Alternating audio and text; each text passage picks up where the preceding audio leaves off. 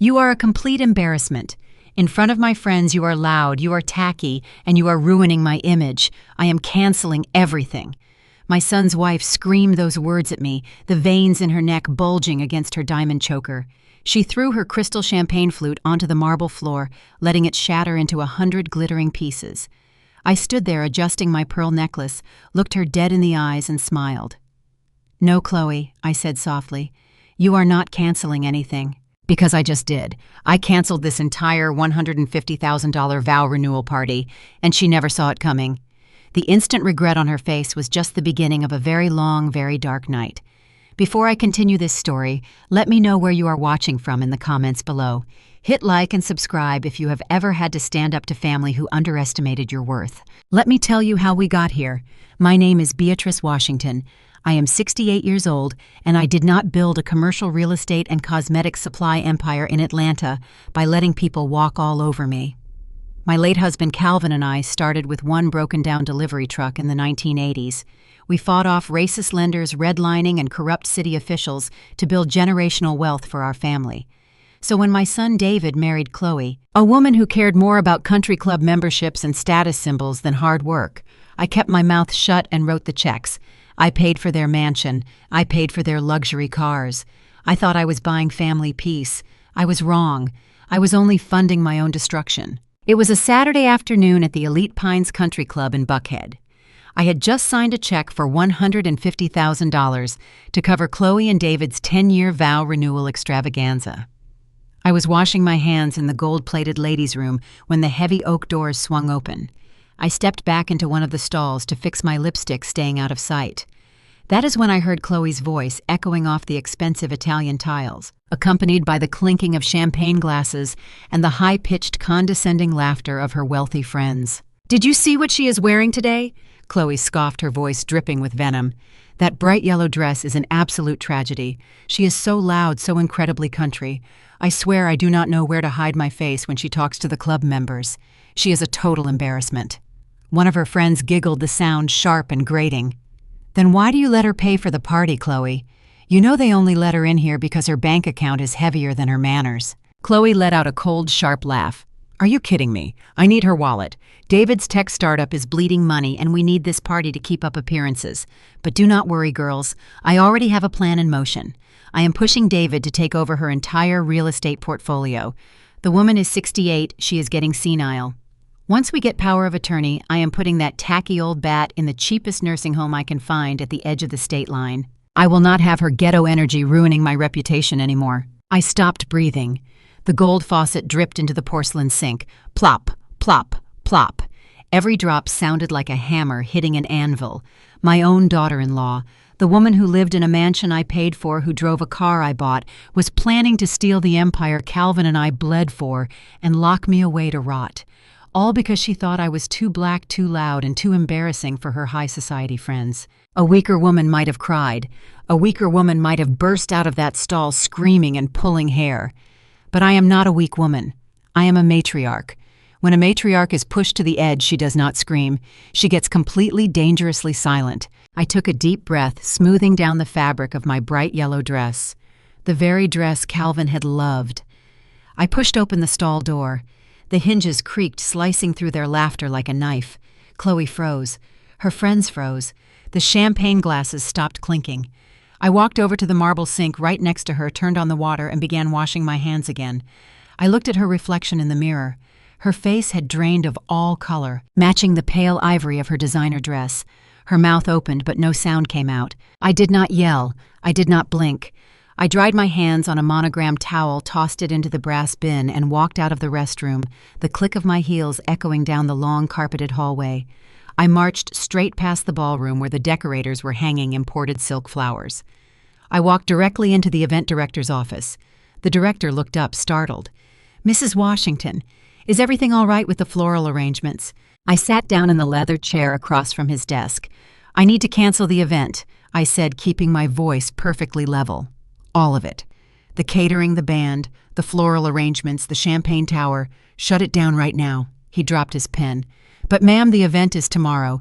If you cancel now, you forfeit the $30,000 deposit." I smiled. "Keep the deposit. but you will refund the remaining $120,000 to my account immediately. I am the primary signature on that contract, am I not? Yes, ma'am, but your daughter-in-law. My daughter-in-law is not paying the bill. Cancel it. I stood up and walked out to the grand lobby. That is when Chloe caught up to me, causing the scene you heard earlier. She screamed, she cried, she threw her glass. She called me an embarrassment. But her tears meant nothing to me anymore. I walked out the front doors, tipped the valet, and got into my Lincoln Navigator. I thought the worst was over. I thought cutting off the money would teach them a lesson. I had no idea they were already 10 steps ahead of me. As I put the car in drive, my phone buzzed on the dashboard. It was David. I picked up expecting an apology. Instead, my son's voice came through the speaker, cold and unrecognizable. "You just made a fatal mistake, Mother," he said, his voice completely devoid of emotion. "You should have just smiled and paid the bill. Now we are doing things my way. Do not bother going to the bank tomorrow." Before I could ask what he meant, he hung up. The dial tone echoed in the quiet car. I stared at the dashboard screen, my heart pounding a steady, furious rhythm against my ribs. A cold chill crept up my spine, settling deep in my bones. My own flesh and blood, the boy I had raised and protected, had just declared war. He thought I was just an old woman who would roll over and surrender. He was about to find out exactly why they called me the Queen of Atlanta real estate, and the battle for my legacy had officially begun. "You are a complete embarrassment. In front of my friends you are loud, you are tacky, and you are ruining my image. I am canceling everything." My son's wife screamed those words at me, the veins in her neck bulging.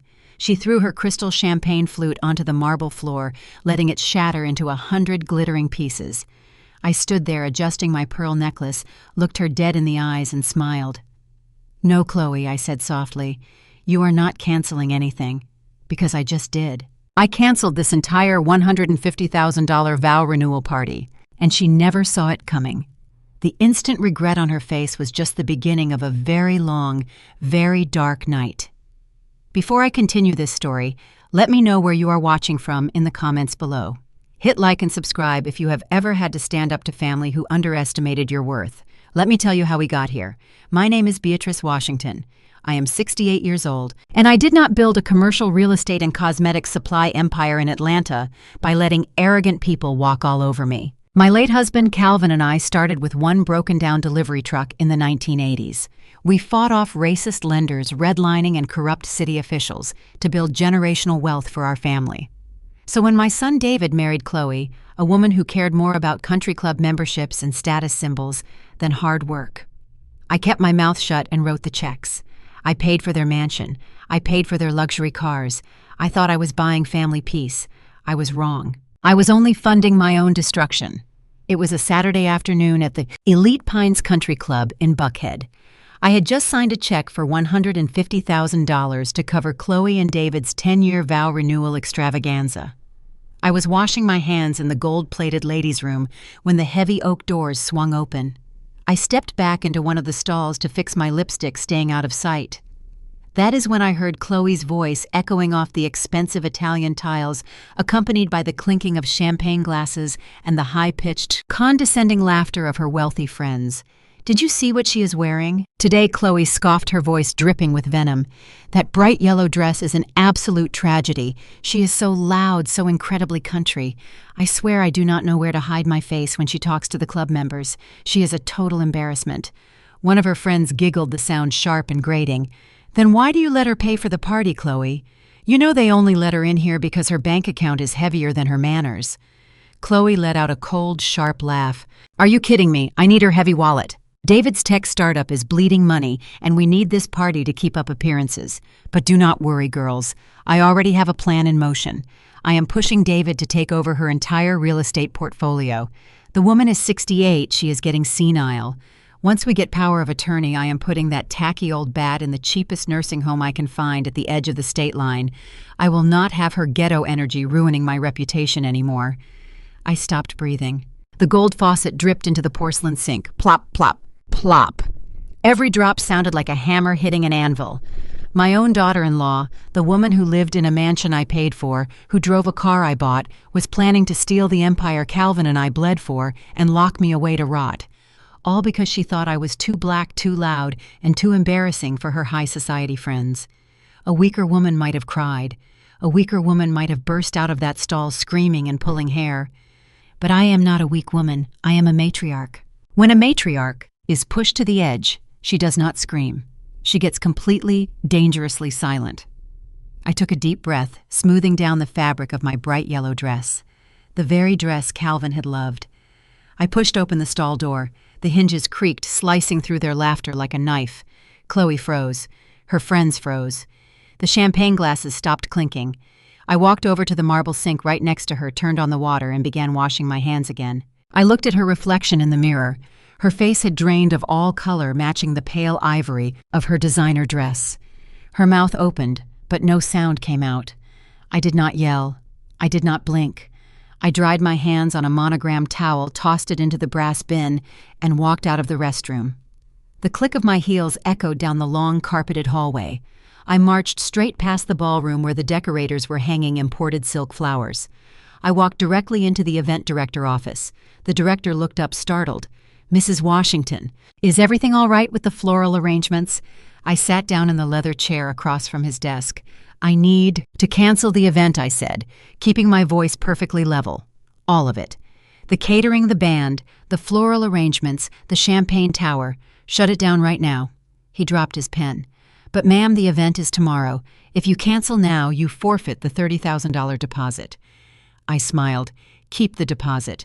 But you will refund the remaining $120,000 to my account immediately.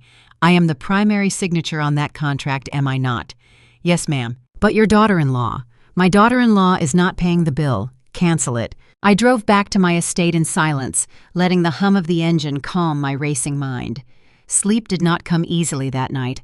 I sat in my home office surrounded by the framed blueprints of the commercial properties Calvin and I had developed. I spent the dark hours reviewing my portfolios, making mental notes of which accounts to move and which trust funds to restructure. If David wanted to play a ruthless game, I needed to ensure my financial fortress was impenetrable. By dawn, I had a clear strategy, but I underestimated how quickly a desperate man could strike. The next morning, I decided to run a simple errand. I needed fresh coffee beans and a moment of normalcy, so I drove to the upscale grocer down the street. I walked through the quiet aisles, picking out a few items, my mind still calculating my next business maneuvers. I approached the checkout register and handed the young cashier my Black American Express card. It was a card with no preset spending limit, a card that had purchased entire office buildings in a single swipe. The cashier slid it into the machine. A harsh beep cut through the soft background music of the store. "I am sorry, Mrs. Washington," the cashier said, looking at the screen with a confused frown. "It says the transaction is declined." I raised an eyebrow. "That is impossible. Try it again." Hay ran the chip a second time. Another loud beep. I felt a tiny prick of annoyance, assuming it was a simple fraud alert due to the massive refund I had processed the day before. I opened my wallet and handed him my primary debit card, linked to an account that held millions in liquid cash. He inserted the card. The machine flashed a bright red warning. "Ma'am," the cashier said, his voice dropping to a nervous whisper. "The system says this account is completely frozen. I am required to retain the card." The world around me seemed to slow down. A frozen account was not a fraud alert. A frozen account meant legal intervention. I did not argue with the boy. I calmly told him to put the groceries to the side, turned on my heel, and walked out into the crisp morning air. My pulse quickened, but my hands remained perfectly steady as I unlocked my car and climbed into the driver's seat. I pulled out my phone and dialed the direct line to my private wealth manager at the bank. He had managed my personal portfolio for over a decade. The phone rang 3 times before he answered. His voice, usually warm and deferential, sounded incredibly strained. "Mrs. Washington, I was just about to call you. I am so sorry, but my hands are tied." "What exactly is going on?" I asked, my tone leaving no room for evasion. "Why are my cards declining? Why is my primary account frozen?" There was a heavy silence on the other end of the line. I could hear him shifting uncomfortably in his leather chair. "Mrs. Washington, our legal department received a court order first thing this morning. Your accounts are under a mandatory administrative hold. We received an emergency medical guardianship petition from your son, David." The words hit me like a physical blow to the chest. A medical guardianship. I gripped the steering wheel, the leather groaning under the pressure of my fingers. On what grounds? "He submitted a preliminary psychological evaluation." the manager replied, his voice trembling slightly. He reported that you are experiencing severe rapid onset cognitive decline. He claimed you had a psychotic break yesterday and began actively destroying family assets and sabotaging business relationships. The judge granted a temporary freeze to prevent you from doing any more financial damage while the full competency hearing is scheduled. My own son. The boy I had carried, the boy I had funded, had gone to a judge and declared his mother insane just to steal my checkbook. He twisted the cancellation of that ridiculous country club party into an act of dementia. It was a masterclass in manipulation. By freezing my money, he stripped me of the ability to hire my high-powered attorneys to fight him. He wanted to trap me in a cage built of my own wealth. I did not scream. I did not cry. I hung up the phone. I needed to get back to my house. I needed my physical documents, my passport, and the backup burner phones I kept in the hidden floor safe Calvin had installed years ago. I threw the car into drive and sped down the avenue, my mind working 10 times faster than David could ever comprehend. I navigated the familiar winding roads of my neighborhood, the massive oak trees blurring past my windows. I turned onto my street and approached the heavy wrought iron gates of my estate. But as I rounded the final corner, my foot slammed on the brake pedal. Parked aggressively across my driveway, blocking the entrance, completely, was a large black unmarked sport utility vehicle. My heart hammered against my ribs as I squinted through my windshield. Standing on my manicured front lawn were 4 men. 2 of them were built like offensive linemen wearing dark tactical gear. The other 2 men were dressed in pristine white medical coats holding clipboards. They were not real doctors. They were hired guns paid for by David to execute his malicious medical enforcement order. They were waiting to drag me out of my own home, drug me into submission, and lock me away in a secure psychiatric ward where nobody would ever hear from me again. David had orchestrated the perfect ambush. He thought I was entirely defenseless without any access to my wealth.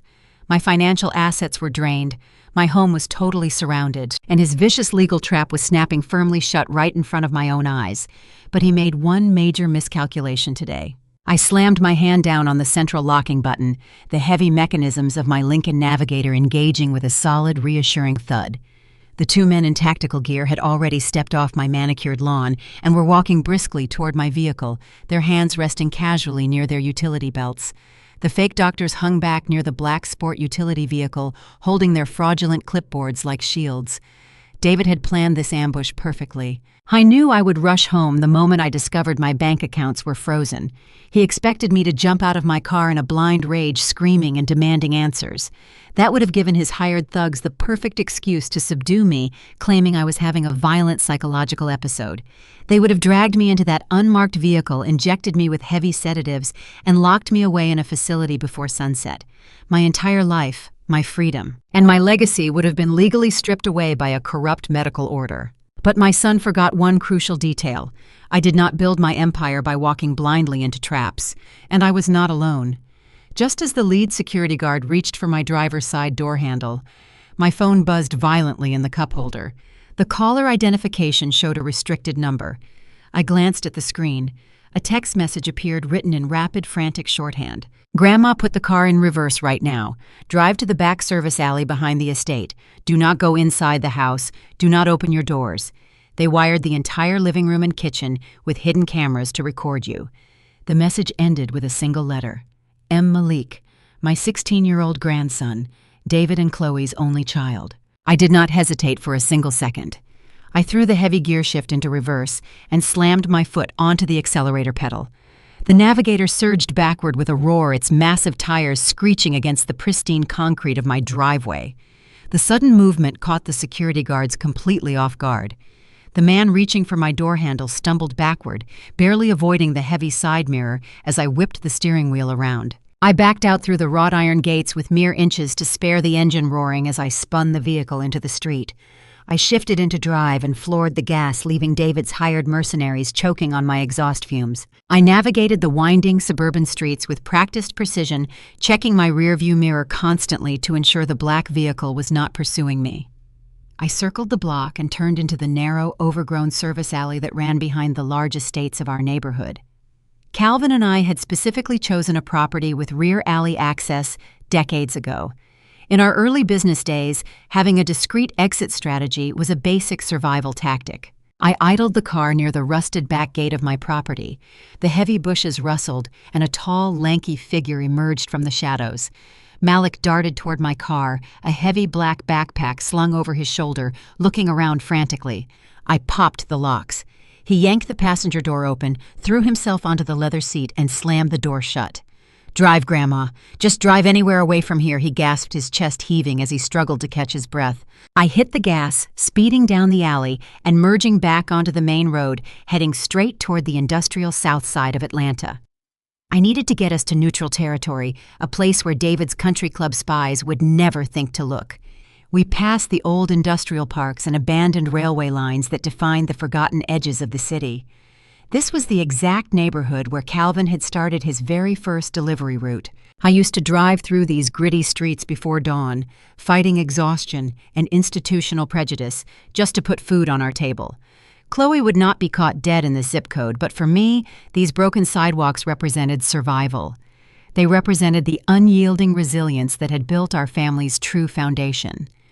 I found a secluded spot behind a boarded-up textile factory and parked the car, keeping the engine running to combat the sudden chill in the air. Malik sat beside me, his hands trembling as he unzipped his backpack and pulled out a thick, heavily modified laptop. While his father played the role of a visionary tech entrepreneur in expensive suits, Malik was the true technological genius of the family. He had inherited his grandfather's analytical mind and my relentless focus. He was a self-taught prodigy who spent his nights dismantling firewalls and cracking encrypted networks just for the intellectual challenge. "Malik, you saved my life back there," I said, keeping my eyes fixed on the road ahead. "But how did you know about the cameras and the fake doctors?" Malik typed furiously on his keyboard, lines of complex green code scrolling rapidly across the dark screen. "I have been monitoring Dad's network traffic for weeks, Grandma. I knew something was wrong when they started having those whispered arguments late at night. Mom was constantly complaining about money, and Dad was taking encrypted calls in the garage, so I cloned his laptop's hard drive. I tapped into their secure messaging apps. When I saw the invoice for the hidden cameras and the wire transfer to that shady medical enforcement agency, I skipped school and hid in your backyard to intercept you." I tightened my grip on the steering wheel. They actually thought they could drug me and lock me away. They thought they could just take over the cosmetic supply company and the real estate portfolio. Malik stopped typing. He turned his head slowly, looking at me with an expression of pure, unadulterated dread. His dark eyes were wide, filled with a maturity and terror no 16-year-old boy should ever possess. "Grandma," he whispered, his voice cracking under the weight of his discovery, "Dad is not just trying to put you in a psychiatric ward to take over the daily operations. You do not understand the full scale of what they have done." I felt the temperature in the car drop. "What did they do, Malik? Tell me everything right now." He turned the laptop screen toward me. Displayed on the monitor were high-resolution scans of complex legal documents, heavily stamped with banking seals and notary signatures. "They forged your signature, Grandma," Malik said, his finger pointing to the digital documents. "Dad and Mom used your forged signature and stolen corporate seals to secretly mortgage your 3 largest commercial buildings in downtown Atlanta: the Peachtree Complex, the Logistics Center, and the Cosmetic Warehouse. They used the buildings as collateral to take out a massive high-interest loan." My vision blurred for a fraction of a second. The buildings Calvin and I had fought tooth and nail to secure. The buildings that represented our entire generational legacy. "How much did they borrow?" I demanded, my voice dropping to a dangerous, icy register. $5 million. Malik answered, his voice barely a whisper. "And they did not borrow it from a legitimate bank." I traced the routing numbers. The loan came from a shadow financial group tied to a dangerous money laundering syndicate. Dad is drowning in illegal debt from a fraudulent cryptocurrency scheme. He borrowed the $5 million to pay off the syndicate using your life's work as the guarantee. I stared at the road, the pieces of their sinister puzzle finally snapping together perfectly. That was why they needed me declared mentally incompetent today. If I retained control of my faculties, I would receive the mortgage notifications in the mail.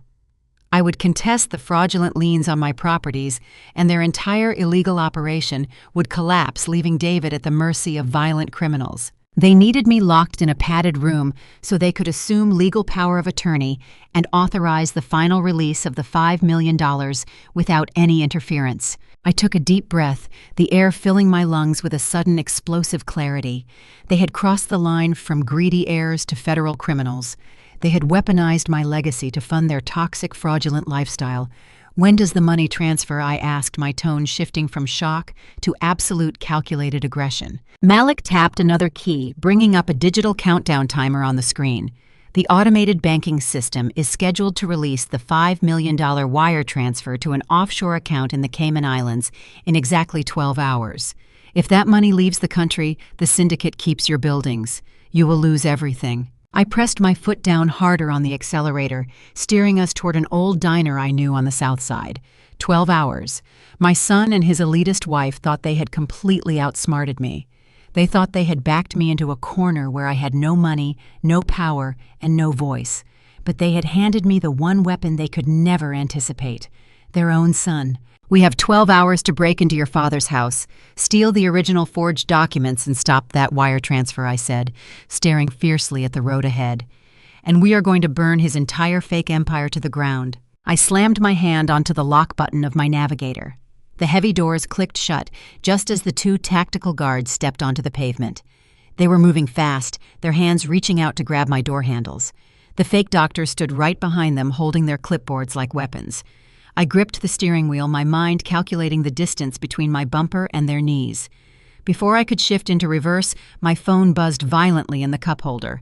I glanced down. A text message from an unknown number flashed rapidly across the bright blue digital screen. "Grandma, put the car in reverse right now. Drive to the back service alley behind the estate. Do not go inside the house. Do not open your doors." They wired the entire living room and kitchen with hidden cameras to record you. The message ended with a single letter: M. Malik, my 16-year-old grandson, David and Chloe's only child. I did not hesitate. I threw the heavy gear shift into reverse and slammed my foot onto the accelerator. The navigator surged backward with a massive roar. The tires screeched against the smooth concrete of my pristine front driveway. The sudden movement caught the security guards completely off guard. The man reaching for my door handle stumbled backward, barely avoiding my heavy side mirror as I whipped the steering wheel around. I backed out through the wrought iron gates with mere inches to spare. I spun the vehicle into the street, shifted into drive, and floored the gas. I left David's hired mercenaries choking on my exhaust fumes. I navigated the winding suburban streets of Atlanta with practiced precision. I checked my rearview mirror constantly to ensure the large black sport utility vehicle was not actively pursuing me. I circled the block and turned into the narrow, overgrown service alley that ran behind the large estates of our neighborhood. Calvin and I had specifically chosen a property with rear alley access decades ago. In our early business days, having a discreet exit strategy was a basic survival tactic. I idled the car near the rusted back gate of my property. The heavy bushes rustled. A tall, lanky figure emerged from the shadows. Malik darted toward my car. He had a heavy black backpack slung over his shoulder, and he was looking around the quiet alley very frantically. I popped the locks. He yanked the passenger door open, threw himself onto the leather seat, and slammed the door shut. "Drive, Grandma. Just drive anywhere away from here," he gasped. His chest was heaving as he struggled to catch his breath. I hit the gas. We sped down the alley and merged back onto the main road, heading straight toward the industrial south side of Atlanta. I needed to get us to neutral territory. We needed a place where David's country club spies would never think to look. We passed the old industrial parks and abandoned railway transport lines. These defined the forgotten edges of the city. This was the exact neighborhood where Calvin had started his very first delivery route. He used to drive through these gritty streets before dawn, fighting exhaustion and institutional prejudice just to put food on our table. Chloe would not be caught dead in this zip code.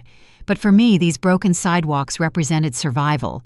They represented the unyielding resilience that had built our family's true foundation. I found a secluded spot behind a boarded-up textile factory and parked the car. I kept the engine running to combat the sudden chill. Malik sat beside me.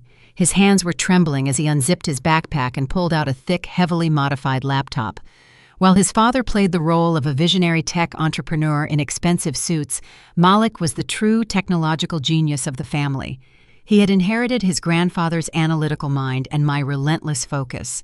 He was a self-taught prodigy who spent his nights dismantling firewalls and cracking encrypted networks just for the intellectual challenge. Malik, "You saved my life back there," I said. I kept my eyes fixed on the empty road ahead of us right now. "But how did you know about the cameras and the fake doctors?" Malik typed furiously on his keyboard. Lines of complex green code scrolled rapidly across the dark screen. "I have been monitoring Dad's network traffic for weeks, Grandma. I knew something was wrong when they started having those whispered arguments late at night. Mom was constantly complaining about money, and Dad was taking encrypted calls in the garage. So I cloned his laptop hard drive. I tapped into their secure messaging apps. When I saw the invoice for the hidden cameras, I hid outside to save your life. I tightened my grip on the steering wheel. They actually thought they could drug me and lock me away. They thought they could just take over the cosmetic supply company and the real estate portfolio." Malik stopped typing. He turned his head slowly, looking at me with an expression of pure, unadulterated dread. His dark eyes were wide. They were filled with a maturity and terror no 16-year-old boy should ever possess. "Grandma," he whispered. His voice cracked under the heavy weight of his terrible discovery. "Dad is not just trying to put you into a hospital. Dad and Mom both forged your signature, Grandma." He pointed to the digital documents on his screen. "They used your forged signature to secretly mortgage your 3 largest commercial buildings in downtown Atlanta. They borrowed $5 million, and they did not borrow it from a normal bank. The loan came from a shadow financial group tied to a dangerous money laundering syndicate. Dad is drowning in illegal cryptocurrency debt.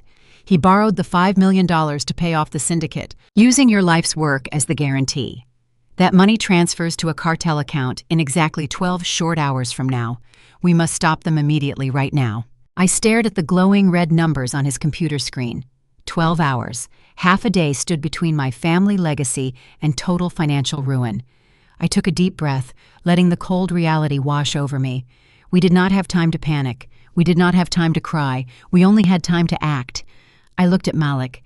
He was just a teenager, but he had his grandfather's steady hands and my unyielding spirit. "Do you have a physical way into that house right now?" I asked him. He reached into the front pocket of his heavy backpack and pulled out a small silver key. "It is the spare for the side garden gate," he said. "Dad made me hide it under a rock by the pool pump months ago for the landscapers, but they never use it. I kept it just in case." A fierce smile crossed my face. "That is my brilliant boy." I shifted the car into drive. "We are going to your father's house right this second." Malik looked nervous. "But Grandma, Mom is home. She invited half the country club over for a sympathy brunch. She has been crying on the phone all morning, telling everyone how her mother-in-law completely lost her mind and viciously sabotaged her luxury vow renewal party. The house will be packed with her friends." I laughed, a sharp, bitter sound that echoed inside the heavy vehicle. "That is exactly why this is the perfect time to strike. I know your mother better than she knows herself. Whenever Chloe hosts those pretentious brunches, she demands absolute perfection. She hires a live jazz band for the patio. She drinks excessive amounts of expensive mimosa cocktails.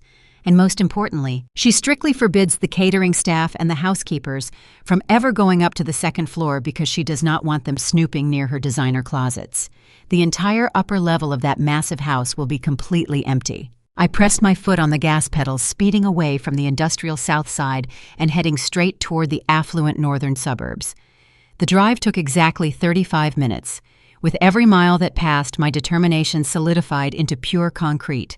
Calvin and I had spent 35 years working grueling 80-hour weeks. We had scraped and saved, investing every spare dime into commercial real estate to ensure our bloodline would never have to beg for a seat at the table. We built genuine, lasting generational wealth, and David took that sacred legacy and gambled it away on a fake tech company and a hollow-leased lifestyle. As we turned onto their pristine, tree-lined street, the sheer size of their ostentatious mansion made my stomach turn. It was a massive, soulless structure built on lies and hidden cartel debt. I parked the Navigator 2 blocks down the street, hiding it behind a tall row of thick cedar trees. We stepped out of the car. The midday sun was beating down, but I felt nothing but ice in my veins. Malik led the way, keeping his head down as we walked quickly along the edge of the manicured lawns. We reached the tall brick wall that surrounded the back perimeter of their property. We could hear the loud rhythmic sounds of a live jazz saxophone floating through the warm air, mixed with the high-pitched artificial laughter of Chloe and her elite social circle. Malik slipped the silver key into the side gate lock.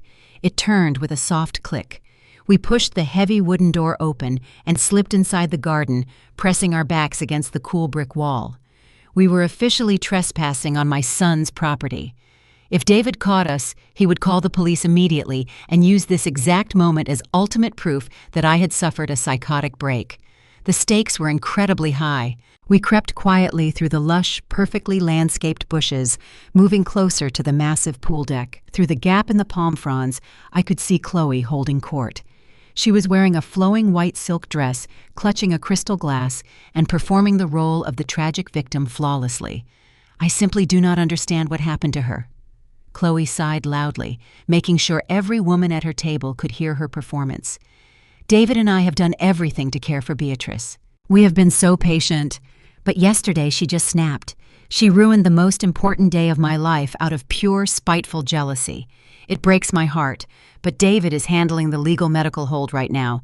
It is for her own safety. Disgust flared hot in my chest, but I pushed it down. Let her talk. Let her put on her little show. I signaled to Malik. We moved away from the pool area, sticking to the deep shadows cast by the towering columns of the back patio. The jazz band started playing a loud, upbeat tempo, completely masking the sound of our footsteps. We reached the glass doors of the mudroom. Malik tried the handle. It was unlocked exactly as I expected during a catered event. We slipped silently into the house. The kitchen was a chaotic scene of hired chefs plating salmon and pouring drinks, but they were entirely focused on the outdoor patio. We moved like ghosts through the back hallway, sliding past the massive dining room and slipping quietly into the main foyer. The grand sweeping staircase loomed in front of us. My heart hammered against my ribs, but I did not hesitate. I grabbed the mahogany handrail and started climbing, my expensive shoes making absolutely no sound on the thick plush carpet. Malik stayed right on my heels, clutching his backpack tight against his chest. We reached the second-floor landing. The hallway was completely deserted. The heavy carved oak door to my son David's private home office stood like a fortress at the very end of the long, dark corridor. I stared at the heavy oak door. It was the only thing standing between us and the evidence we needed to destroy David's fraudulent empire. I pressed my ear against the polished wood, listening for any sign of movement inside. Silence. Downstairs, the live jazz band swung into a lively rendition of an old classic, the brass section, blaring loudly enough to rattle the crystal chandeliers in the grand foyer. Chloe's shrill artificial laughter floated up the sweeping staircase, mingling with the clanking of expensive mimosa glasses. I gripped the brass door handle. It turned smoothly, the oiled mechanism completely silent. We stepped into the lion's den. David's home office was a monument to his fragile ego. Floor-to-ceiling mahogany bookshelves held pristine and unread volumes on entrepreneurship. A sleek glass desk dominated the room, clear of actual work. Framed magazine articles hung on the walls purchased public relations pieces meant to impress investors. It was the office of a man playing dress-up, a man who borrowed $5 million from violent cartels just to maintain the illusion of success. I closed the door behind us, turning the deadbolt with a soft click. Malik dropped his backpack onto the plush Persian rug. He unzipped the compartment, his hands moving with absolute precision. He pulled out a tangle of black cables, a bypass device, and his modified laptop. I stood by the door, pressing my back against the solid wall. I kept my eyes fixed on the narrow gap of light underneath the doorframe. My heart hammered a furious rhythm, but I forced my breathing to remain steady. We were trespassing in my son's mansion, racing against a 12-hour deadline before a shadow syndicate took ownership of my life's work. Downstairs, the music shifted to a slower, more dramatic tempo.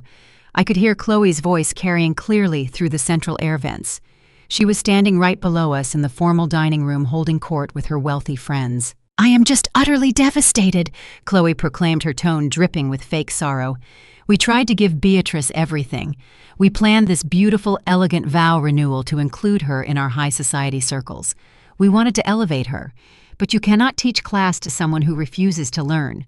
She showed up in that horrendous outfit and caused a massive scene. David had to make the agonizing decision to seek medical guardianship this morning. It breaks his heart to see his mother lose her mind so violently." A chorus of sympathetic murmurs rose from her audience. "It is a tragedy," one of her friends replied. "But you are so strong, Chloe. Handling a mentally unstable relative is a massive burden." At least the legal system will protect your family's assets now. I clenched my jaw so tightly my teeth ached. They were celebrating my supposed institutionalization while drinking champagne paid for by cartel money. They believed I was locked away in a hospital room stripped of my rights. They had no idea I was standing directly above them, preparing to burn their fraudulent kingdom to the ground. Grandma Malik whispered, breaking my intense focus, "I need you to help me find the physical safe." I turned away from the door. David was arrogant, but he was also incredibly predictable. He idolized those flashy Hollywood movies about wealthy Wall Street executives. He would never use a standard floor safe or a lockbox in a closet. He wanted something dramatic, something he could show off to his shady business partners to make himself look like a criminal mastermind. "Look at the walls," I told my grandson. "Look for something that does not belong. Look for a piece of art that is too large, too heavy, or mounted improperly." We moved silently around the expansive office. I examined the pristine bookshelves while Malik checked the heavy wooden paneling near the windows. My eyes scanned the pretentious artwork David had purchased at various charity auctions. There was a massive abstract canvas hanging directly behind his glass desk. It was a chaotic explosion of dark red and black paint framed in thick, heavy steel. It was undeniably ugly, but more importantly, it was mounted on thick metal hinges rather than standard picture wire. I walked behind the desk and pressed my hands firmly against the heavy steel frame. I gave it a sharp, deliberate push. The entire painting swung outward smoothly on its concealed hinges. "Found it," I said. Hidden inside the wall set, deep into the reinforced drywall, was a top-of-the-line biometric digital safe. It was a heavy matte black steel box, featuring a glowing digital keypad and a sophisticated fingerprint scanner. This was where David kept his deepest, darkest secrets. This was where the forged loan documents and the cartel transfer codes were locked away. Malik stepped up beside me, his dark eyes widening as he examined the glowing interface of the high-tech security device. He set his laptop on David's pristine glass desk and connected a thick black cable to the electronic bypass device he had pulled from his backpack. "Can you open this?" I asked him. My voice was calm, projecting a total confidence I knew he desperately needed to hear. "It is a military-grade encryption lock," Grandma Malik replied. His fingers hovered over his keyboard, trembling slightly, as the sheer reality of our dangerous situation finally set in. If I trigger the internal failsafe mechanism, it will automatically wipe the hard drive inside and send an immediate security alert directly to Dad's mobile phone. I placed my hand firmly on his shaking shoulder. I looked at the digital clock on his computer screen. We had exactly 11 hours and 20 minutes left before the $5 million wire transfer executed. "Take a very deep breath, my brilliant and brave boy," I told him gently. "You are a Washington. We do not run from locked doors. We break them all down right now." Malik swallowed hard. He nodded once, his eyes locking onto the glowing laptop screen. His fingers began to fly across the keyboard in a blur. Lines of code cascaded down the monitor faster than my eyes could follow. The electronic bypass device hummed softly, a tiny red light blinking in rhythm with his rapid keystrokes. We stood in the heavy silence of David's pretentious home office. Every second felt like an hour. My heart pounded a relentless drumbeat against my ribs, but I kept my posture rigid. I projected strength for my grandson. I watched the digital timer tick downward, 11 hours and 15 minutes. The bass of the jazz band downstairs vibrated through the floorboards. I kept my eyes fixed on the heavy oak door, listening for the slightest change outside. Suddenly, the biometric scanner on the wall safe emitted a sharp beep. The red indicator light flashed green. A heavy metallic clank echoed inside the wall as the locking bolts retracted. "I got it," Malik breathed, his voice trembling with adrenaline. I reached past him and pulled the heavy steel door open. Inside the dark cavity of the safe sat a stack of pristine legal folders and a sleek silver external hard drive. I grabbed the hard drive instantly. This tiny piece of metal held the undeniable proof of David's fraudulent mortgage, the forged signatures, and the offshore routing numbers tied to the cartel syndicate. I shoved the drive deep into the front pocket of Malik's backpack. "Zip that up and do not let it out of your sight," I commanded him in a fierce whisper. Before Malik could close the zipper, the sound of high heels clicking against the hardwood stairs echoed through the hallway. My blood turned to ice. The footsteps were coming up to the second floor. "Come on, ladies!" Chloe's shrill voice rang out, growing louder with every step. You simply must see the new contemporary art piece I bought for David's office. It cost an absolute fortune, but it really ties his whole workspace together. It makes him look distinguished for his investor meetings." Panic surged through Malik's eyes. "Grandma," he whispered frantically, shoving his laptop into his bag. "They are coming right here. There is no other way out of this room." I was right. The only exit was the door Chloe and her country club friends were currently marching toward. If they caught us standing in front of an open safe, David would know immediately that his financial crimes were exposed. He would use his physical strength to snatch the hard drive away from Malik, destroy the evidence, and call his hired thugs to drag me to a psychiatric lockdown. We would lose the $5 million, the commercial properties, and our entire family legacy in one fatal swoop. I had to make a sacrifice. I had to become the ultimate distraction. I grabbed Malik by the shoulders and shoved him toward the large glass balcony doors at the back of the office. I threw the latch open and pushed him out into the warm afternoon air. The balcony overlooked the dense branches of a massive southern oak tree that Calvin and I had specifically insisted on preserving when we bought this land decades ago. "Climb down that tree right now," I ordered him, my voice sharp and uncompromising. "Run through the back alley and do not stop for anything. Take an Uber straight to the federal building downtown. You walk in and you ask for Special Agent Harris. Tell him Beatrice Washington sent you and hand him that drive." But Grandma Malik protested, his eyes filling with terrified tears. "What about you? They are going to hurt you. They are going to lock you away." I grabbed his face in my hands, looking fiercely into his dark eyes. "I am Beatrice Washington. Nobody locks me away. Now go." Malik swung his long legs over the wrought iron balcony railing. He grabbed a thick oak branch and began to scramble down the tree with the agility of a frightened cat. I watched him disappear into the dense green leaves just as the brass handle of the office door began to turn. I pulled the balcony doors shut, locked them, and smoothed down the front of my yellow dress. I took 2 steps toward the center of the room and stood up incredibly tall and proud. The heavy oak door swung wide open. Chloe stepped into the office holding a half-empty glass of mimosa, followed by 3 of her wealthy, perfectly manicured friends. Chloe froze. Her jaw dropped open. The glass slipped from her manicured fingers, shattering against the hardwood floor. "What are you doing in my house?" Chloe shrieked, her voice echoing down the hallway. I looked at her with pure disdain.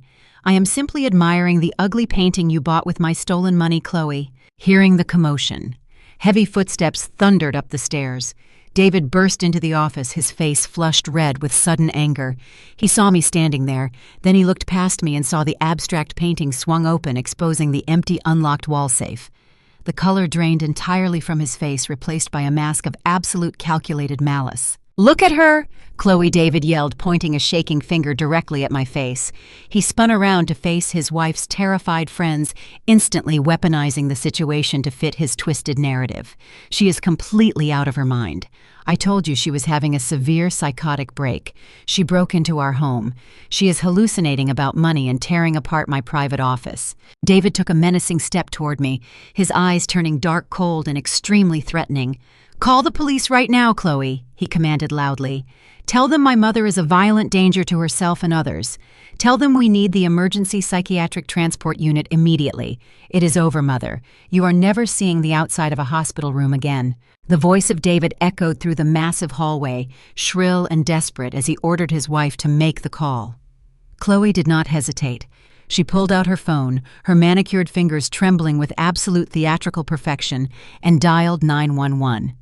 She sobbed into the receiver, feeding the dispatcher a perfectly crafted lie about a violent, mentally unstable intruder tearing apart the office of her husband. I stood in the center of the room, my posture straight, my chin held high. I did not scream. I did not try to explain myself to her country club friends who were huddled in the doorway, whispering and pointing at me like I was a wild animal. I just let David and Chloe put on their pathetic little show. It only took 7 minutes for the sirens to pierce the quiet suburban afternoon. Heavy boots pounded up the grand staircase. 4 local police officers burst into the office, their hands resting on their utility belts. They took one look at the scene and immediately made their assumptions. They saw David in his expensive tailored suit, looking like a distressed tech visionary. They saw Chloe in her designer dress, weeping delicately into a tissue. And then they looked at me, a 68-year-old black woman standing in the middle of a ransacked office next to an open wall safe. They did not see the woman who had built half the commercial real estate in this city. They only saw a threat that needed to be neutralized. "Ma'am, I need you to step away from the desk and put your hands behind your back," the lead officer commanded. His voice was hard, completely devoid of any respect.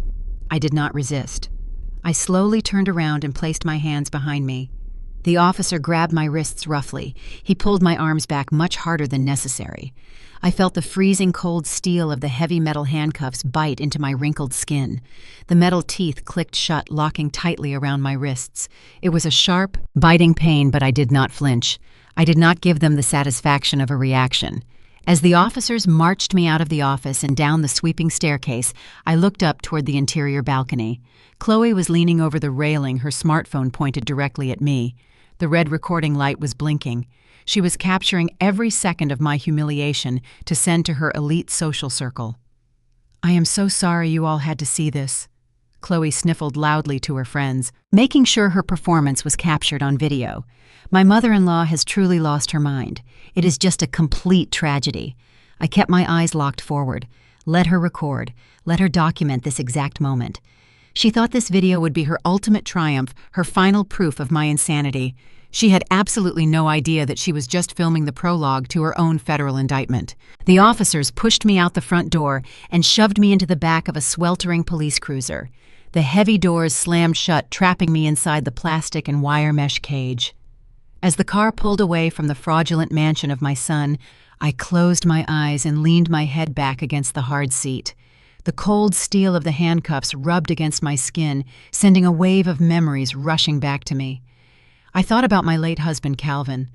Back in the 1980s, when we were first building our trucking empire, Calvin used to get pulled over by local police all the time. He would be driving one of our pristine, fully paid-off delivery trucks through wealthy, predominantly white zip codes, and the sirens would suddenly flash behind him. They would drag him out of his own truck, press his face against the hot hood, and slap cold metal cuffs on his wrists, just for existing in a space they believed he did not belong. Calvin taught me the most valuable lesson of my entire life during those dark years. He told me that panic is the ultimate weapon of the oppressor. If you scream, if you cry, if you lose your temper, you give them exactly what they want. You give them a reason to break you. But if you hold your head high, if you wrap yourself in absolute silence and unyielding pride, you become unbreakable. I channeled the strength of Calvin. I sat in the back of that police cruiser like a queen sitting on a throne. We arrived at the local precinct. The officers hauled me out of the vehicle and marched me through the busy booking area. The room was loud, chaotic, and smelled of stale coffee and sweat. They brought me to the main intake desk. The desk sergeant, a heavy-set man with a bored, arrogant expression, looked me up and down. He saw my bright yellow dress and my pearl necklace, and he smirked. He clearly thought I was just some delusional elderly woman who had wandered off her medication. He processed my paperwork with agonizing slowness, deliberately trying to make me feel small and insignificant. Finally, he unclipped my handcuffs. He slid a heavy, battered plastic desk phone across the scratched metal counter toward me. He leaned back in his chair and crossed his arms over his chest. "You get one phone call, Mrs. Washington," the sergeant said, his tone dripping with condescension. "You better make it a good one. Call your family lawyer, or better yet, call your shrink." I picked up the heavy plastic receiver. The dial tone buzzed in my ear. I did not call my corporate lawyer. I did not call my son. I pressed my finger against the keypad and dialed a highly secure private number I had memorized 20 years ago. I held the heavy plastic receiver to my ear and listened to the dial tone. The desk sergeant sat across from me, chewing his gum with a lazy, arrogant smirk. He expected me to call a local bail bondsman or beg a family member for help. I punched in a private direct line to the federal courthouse in downtown Atlanta. The phone rang only twice before a sharp, authoritative voice answered. "This is Judge Sterling," the woman said. I kept my voice perfectly level. "Valerie, it is Beatrice Washington." There was a sharp intake of breath on the other end of the line. The Honorable Valerie Sterling was currently one of the most powerful federal judges in Georgia. But 25 years ago, she was just a brilliant, impoverished girl from my church congregation. She had a dream of attending law school, but her family could not afford a single semester. Calvin and I quietly paid her entire tuition in full. We never asked for a dime in return. We only asked her to be brilliant and to never forget where she came from. She never did. Miss B. Valerie said, her professional tone instantly shifting to one of deep, fierce respect. "What is wrong? Are you all right?" I gripped the receiver tightly. "I am sitting in a holding cell at the 4th Precinct. My son David orchestrated a fraudulent medical order to have me arrested. But that is the least of our problems right now. I need you to listen to me very carefully, Valerie. We are racing against a 12-hour deadline. Tell me everything," she commanded. "David and Chloe forged my signature to illegally mortgage 3 of my primary commercial buildings," I explained rapidly. "They secured a $5 million loan from a shadow financial group connected to a violent money laundering syndicate. That money is scheduled to automatically wire to an offshore account in the Cayman Islands at 5 o'clock this evening. If that transfer goes through, I lose my entire generational legacy, and David essentially funds a criminal empire." Valerie was completely silent for exactly 3 seconds. When she spoke again, her voice possessed the chilling edge of a federal blade. "Where is the physical proof of this fraud, Miss B?" "My 16-year-old grandson Malik hacked his father's encrypted network," I told her. "He cracked a biometric safe inside David's home office and secured an external hard drive containing all the forged contracts, the digital communication logs, and the offshore routing numbers. I created a diversion so Malik could escape the house undetected. He is currently on his way to the downtown federal building right now. He is looking for Special Agent Harris. I need you to intercept that boy, secure that hard drive, and immediately initiate a federal investigation against my son and his cartel associates. Do not let that wire transfer leave American soil." "Consider it done," Valerie stated with absolute, terrifying conviction. "I am calling the task force director right now. We are locking down the banking grid. Sit tight, Miss B. A storm is coming for them." The line went dead. I placed the plastic receiver back onto the metal cradle. The desk sergeant laughed a short, mocking sound. "Did you leave a nice voicemail for your psychiatrist, Grandma?" he sneered. "You better get comfortable on that metal bench. You are not going anywhere for a very long time." I did not say a word to him. I simply walked over to the hard steel bench in the holding cell, smoothed down the skirt of my bright yellow dress, and sat with my spine perfectly straight. I crossed my ankles and folded my hands in my lap. I closed my eyes and focused on the steady rhythm of my own breathing. The local police officers walked past my cell, pointing and whispering about the crazy old woman in the designer dress. They thought they had absolute authority over my life. They had absolutely no idea that the ground beneath their feet was about to crack wide open. Time crept by in agonizingly slow increments. The smell of cheap disinfectant and old sweat hung heavy in the stale air. I thought about Malik navigating the busy downtown streets with that target on his back. I prayed that my brave grandson had made it safely. I knew David and Chloe were probably popping expensive champagne right now, celebrating their flawless victory. They believed their path to the $5 million was completely clear. They believed I was neutralized. 45 minutes passed. Then the heavy glass doors of the local precinct shattered the quiet routine of the booking room. The doors swung inward with violent, undeniable force. 6 federal agents marched into the precinct.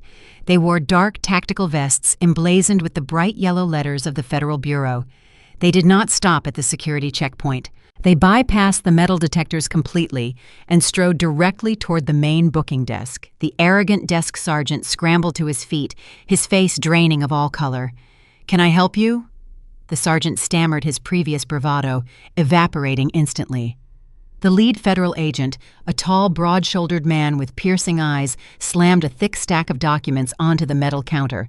"I am Special Agent Harris," he announced, his voice booming across the silent room. "You are currently holding a woman named Beatrice Washington. We are taking immediate custody of her." The sergeant looked wildly confused. "Sir, she is under a medical enforcement hold for severe psychological instability. Her family filed the paperwork this afternoon." Agent Harris leaned over the counter, staring a hole straight through the local officer. "That medical hold was signed by fraudulent doctors operating under a money laundering syndicate. This is a federal investigation now. You are holding a top-tier national material witness. Unlock her cell right this second before I arrest you for obstruction." The sergeant fumbled frantically with his keys. He threw open the door. The heavy iron bars of my holding cell slid open with a metallic screech. I stepped out, smoothing the imaginary wrinkles from my bright yellow dress.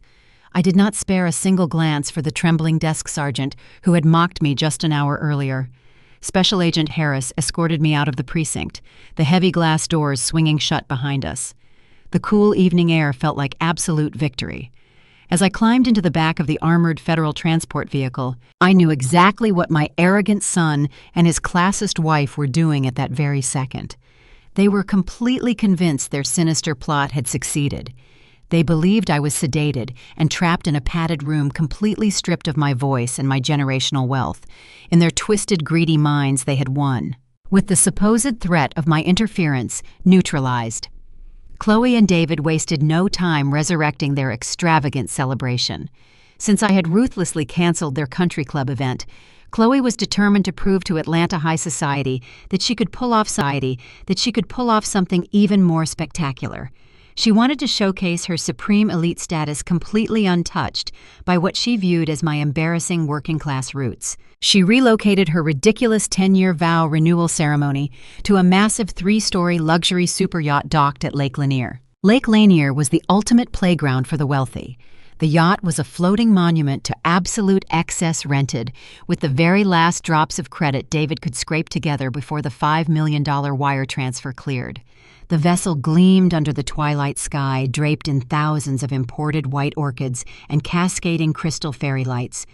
A highly exclusive guest list of Atlanta elite boarded the ship sipping vintage champagne from crystal flutes. Chloe paraded around the main deck, basking in the adoration of her superficial friends. She was wearing a custom diamond-encrusted wedding gown that cost $50,000.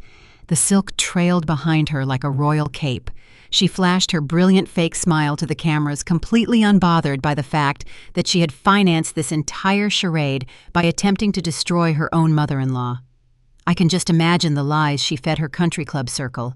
She probably played the role of the exhausted, heartbroken daughter-in-law, shedding crocodile tears over my sudden, tragic mental decline. While Chloe danced and twirled for the society photographers, David was hovering near the private VIP lounge at the stern of the ship. His tailored tuxedo could not hide the sheer, panicked sweat glistening on his forehead. Mingling among the local politicians and wealthy socialites were 6 men who clearly did not belong at a society vow renewal. They wore expensive dark suits, but their eyes were cold, calculating, and predatory. They were David's silent investment partners. In reality, they were the ruthless leaders of the money laundering syndicate. They had not come to celebrate a decade of marriage. They had come to ensure their $5 million arrived exactly on time. David poured them expensive whiskey, his hands trembling slightly as he handed over the heavy crystal glasses. He kept checking his platinum wristwatch. He knew the automated banking grid was programmed to release the fraudulent mortgage funds to their offshore Cayman Islands accounts right before midnight. He whispered frantic assurances to the cartel bosses, promising them that the temporary medical hold on my accounts guaranteed the wire transfer would execute without a single administrative red flag. He promised them absolute perfection. The syndicate leaders just stared at him with dead, unblinking eyes. They did not care about the yacht, the orchids, or the jazz band playing smoothly in the background. They only cared about the digital transfer of my stolen fortune. David swallowed hard, forcing a tight, nervous smile as he backed away to join his wife. The sun began to dip below the horizon, casting a brilliant orange and purple glow across the dark, rippling waters of the lake. The yacht drifted slowly away from the marina, creating the perfect isolated stage for Chloe's ultimate moment of glory. The live jazz band shifted into a soft, romantic melody. A hired event coordinator politely asked the wealthy guests to gather around the grand staircase on the main deck. Waiters in white gloves moved swiftly through the crowd, topping off everyone's champagne flutes for the upcoming toast. Chloe glided up to the top of the grand staircase, looking down at her audience. David stood beside her, wiping the sweat from his brow, desperately trying to project the image of a successful tech visionary. Chloe tapped her manicured fingernail against her crystal glass, requesting silence. The gentle clinking echoed through the high-end speaker system wired across the entire ship. The chatter of the elite crowd died down. Chloe took a deep breath, her diamond necklace sparkling under the dramatic deck lights. "We are so incredibly blessed to have all of you here tonight," she announced, her voice echoing perfectly across the water. "David and I have built such a beautiful, successful life together over the last 10 years. We have faced so many difficult challenges, especially recently with some deeply tragic family health issues. But we persevered because we belong right here, surrounded by elegance, surrounded by all of you." She raised her champagne glass high into the air. She was practically vibrating with toxic arrogance. She thought she had successfully erased my legacy. She thought she had finally washed away the gritty, hard-working foundation of the Washington family, replacing it with stolen, hollow prestige. She opened her mouth to read her perfectly rehearsed, entirely fabricated vows. Suddenly, the soft, romantic jazz music was brutally cut off. A sharp, deafening blast of microphone feedback shrieked through every single speaker on the massive yacht. The wealthy guests covered their ears, groaning in sudden pain. The dramatic deck lights flickered wildly, then completely lost power. The entire custom sound system just abruptly died. The darkness swallowed the yacht instantly. Total, suffocating pitch black descended upon the elite crowd. The sudden silence was heavier than the music had been just a second before. Nervous murmurs bubbled up from the terrified guests. Crystal glasses clinked as people bumped into each other in the pitch blackness. Chloe stood at the top of the grand staircase, entirely frozen in her $50,000 diamond-encrusted gown. She tapped her microphone frantically, but it was completely dead. David scrambled in the dark, calling out for the event coordinator, demanding to know why the backup generators suddenly failed entirely. Before anyone could find a flashlight, a low rhythmic thumping sound echoed across the dark waters of Lake Lanier. The sound grew louder, vibrating deep inside my chest. The heavy, unmistakable chopping of helicopter rotor blades sliced through the calm evening air. A massive black tactical helicopter descended rapidly from the dark clouds hovering directly above the luxury yacht. Suddenly, a blinding, high-intensity spotlight shot down from the aircraft. The brilliant white beam cut through the darkness and pinned Chloe dead center on the grand staircase. She threw her hands over her face to shield her panicked eyes completely. The diamonds on her dress caught the harsh light and scattered sharp reflections everywhere. The chaotic scene on the deck amplified instantly. The wealthy country club guests began screaming in genuine terror, pushing against each other to find cover. Over the roaring sound of the helicopter blades, the sharp, wailing shriek of heavy marine sirens erupted from the water. 3 heavily armored Coast Guard speedboats cut aggressively through the dark waves, completely surrounding the 3-story yacht in a tactical formation. Flashing red and blue lights illuminated the dark water, painting the terrified faces of the high society guests rapidly. At the back of the VIP lounge, the 6 cartel leaders realized immediately that their offshore transfer was severely compromised. These were hardened criminals who recognized a federal raid when they saw one. They abandoned their expensive whiskey glasses and bolted toward the rear emergency exit, shoving wealthy socialites out of their way. But there was absolutely nowhere for them to run. The Coast Guard speedboats had completely blocked every single marine escape route. The yacht was officially locked down. Chloe completely lost whatever fragile grip she had on her sanity. She grabbed the metal railing of the staircase violently. She leaned over, screaming at the top of her lungs over the deafening noise of the federal helicopter. "Who turned off my music? Who allowed you to ruin my wedding? Do you know who I am? I paid for this ship. Get out of here right now." She sounded like a spoiled, petulant child throwing a tantrum in a sandbox, totally oblivious to the massive federal operation unfolding right in front of her face. She honestly believed the government had interrupted her vow renewal by some terrible administrative mistake. David, however, understood exactly what was happening in this terrifying moment. He stumbled backward into a floral arrangement, knocking over a towering display of white orchids. His face was devoid of all color.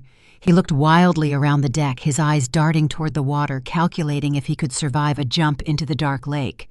But the glaring spotlights from the marine boats made the water look like a heavily guarded prison yard. A harsh metallic grinding noise echoed from the starboard side of the luxury yacht. The heavy hydraulic motors of the main passenger gangway whined loudly as the bridge was forcefully lowered toward the primary Coast Guard vessel. The heavy steel ramp hit the wooden deck of the yacht with a massive, booming thud. The entire ship shuddered from the aggressive impact. The terrified crowd parted instantly, creating a wide, empty path from the lowered gangway straight to the grand staircase, where Chloe and David stood trembling. Everyone stared at the dark entrance of the gangway. They expected heavily armed tactical agents to storm the deck with rifles drawn. They expected federal marshals shouting orders through bullhorns. The silence on the deck was absolute, broken only by the rhythmic chopping of the large helicopter hovering closely above us. Heavy, deliberate footsteps echoed on the steel ramp. A figure stepped out of the blinding glare of the security spotlights and walked directly onto the polished wooden deck of the yacht. It was not a tactical federal agent. It was not a Marine Patrol officer. It was me, Beatrice Washington. I did not wear the bright yellow dress they had mocked in the country club bathroom. I wore a stunning, floor-length blood-red silk gown that flowed around me like liquid fire. Around my neck, I wore the heavy double-stranded pearl necklace that Calvin had bought for me. He bought it for me on our 20th anniversary. My spine was perfectly straight. My chin was held high. I projected the absolute unyielding authority of a matriarch who had built an empire from the dirt up. I walked through the parted crowd of Atlanta elite, my red dress cutting a vicious path through their sea of boring pastel suits and designer cocktail dresses. I completely overpowered the energy of the entire luxury ship with my mere presence. I stopped 10 feet away from the grand staircase. I looked up at Chloe, whose jaw was practically touching the wooden floor. I looked at David, who was shaking so violently I could see the fabric of his tuxedo trembling. Stepping out from the dark shadows right behind me was my brilliant grandson. Malik walked onto the yacht wearing a sharp, perfectly tailored black suit. His shoulders were broad, and his expression was as cold and calculating as a seasoned corporate executive. He stood firmly at my right side. In his hands, he clutched his heavy black laptop, holding it against his chest like a loaded weapon. We stood together, a united front of real generational power ready for ultimate vengeance today. The entire luxury yacht descended into a suffocating, terrified silence.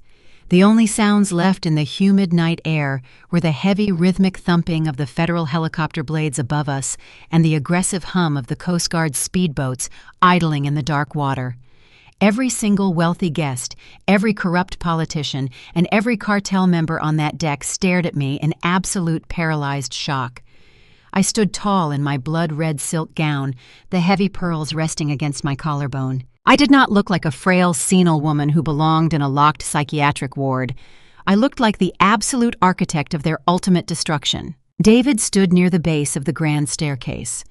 All the arrogant tech visionary swagger had completely evaporated from his body.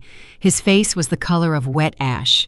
He looked at me then, at the federal spotlight cutting through the darkness, and finally at his own son standing proudly by my side. His knees literally buckled slightly, his expensive tuxedo pants brushing the polished deck. Mother David stammered, his voice cracking into a high, pathetic pitch. He took a tiny, hesitant step forward, his hands trembling violently. "Mother, what is happening? Why are you here?" I did not offer him a motherly smile. I did not offer him comfort. I stared at him with eyes as cold and unforgiving as solid ice. "I am here to reclaim exactly what belongs to me, David." Chloe finally snapped out of her frozen state. The sheer reality of my presence completely shattered her carefully crafted illusion.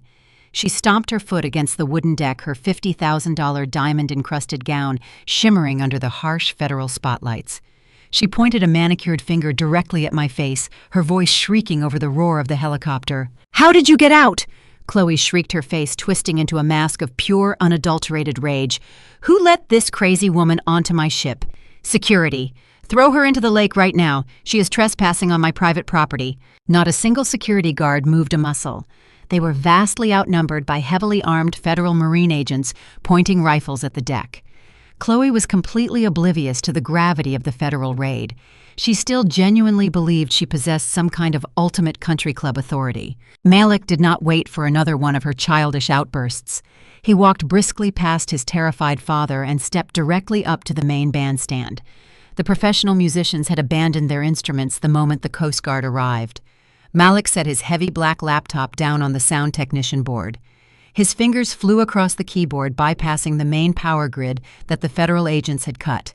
He routed his laptop directly into the emergency battery backup of the yacht. A loud, sharp crackle of static erupted from the massive speakers mounted around the ship. He grabbed the primary wireless microphone from the microphone stand, switched it on, and walked back over to me. He handed me the microphone. The deck was mine. I gripped the cool metal of the microphone. I took a slow, deliberate look around the expansive deck. I made direct eye contact with the wealthy socialites who had mocked my yellow dress in the country club bathroom. I watched them shrink back in fear, clutching their expensive handbags.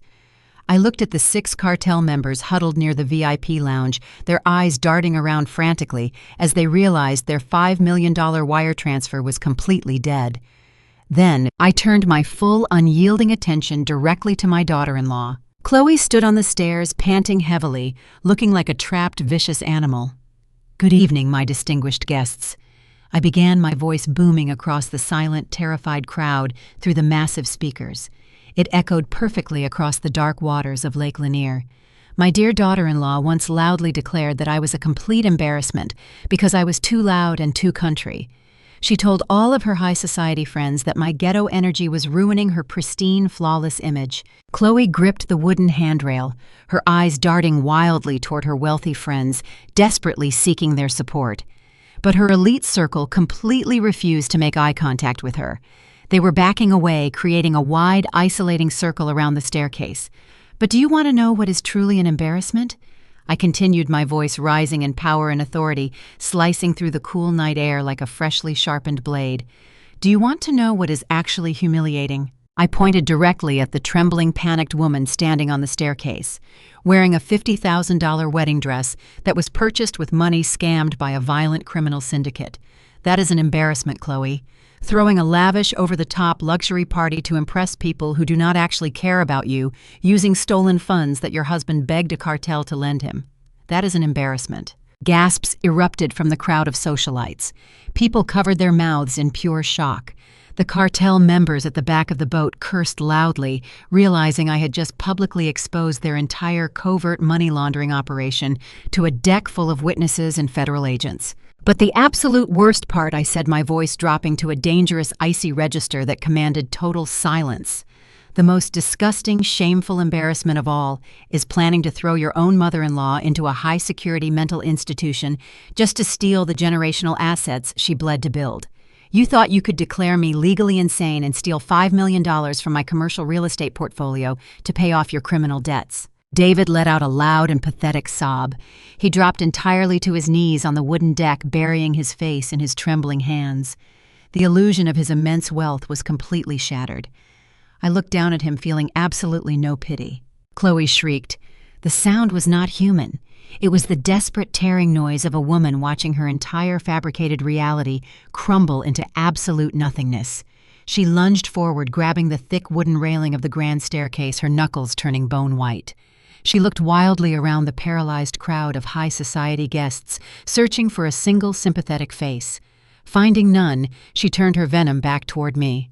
"This old woman is completely insane," Chloe screamed, her voice cracking as saliva flew from her mouth. "She is a delusional, bitter old hag trying to ruin my perfect day. Where is the yacht security? Grab her right now. Throw her over the side of the boat. Throw her into the water." Not a single crew member stepped forward. The catering staff backed away, slowly pressing themselves against the polished wooden walls of the main cabin. The elite socialites who had happily drank Chloe's expensive champagne just minutes ago were now actively trying to make themselves invisible. They pulled their designer wraps tightly around their shoulders and averted their eyes. In the vicious, superficial world of Atlanta high society, there is no greater sin than being publicly exposed as a fraud. Chloe was a sinking ship, and they were all abandoning her instantly. David remained on his knees, his forehead pressed against the expensive wooden deck, sobbing uncontrollably. He knew shouting was useless. He knew I had cornered him. But Chloe was too arrogant and too foolish to recognize defeat. "You cannot do this to me," she wailed, stomping her expensive heels. "I am Chloe Washington. I belong here." I did not even bother to look at her. I simply turned my head slightly to the right and gave a barely perceptible nod to my grandson. Malik did not need any further instruction. He stood tall beside me, his jaw set in pure concentration. He reached out and pressed a single key on his black laptop. Instantly, the massive high-definition light-emitting diode screen mounted above the main bandstand flickered to life. Chloe had originally rented that massive screen to project a continuous romantic slideshow of her and David's heavily edited fake luxury lifestyle. But the images that flashed across the enormous monitor now were not pictures of them smiling on expensive vacations. The screen illuminated the dark night with stark, undeniable, high-resolution images of federal financial crimes. First, a massive projection of the forged commercial real estate deed appeared. The screen clearly displayed my stolen signature alongside the fraudulent notary stamp David had purchased.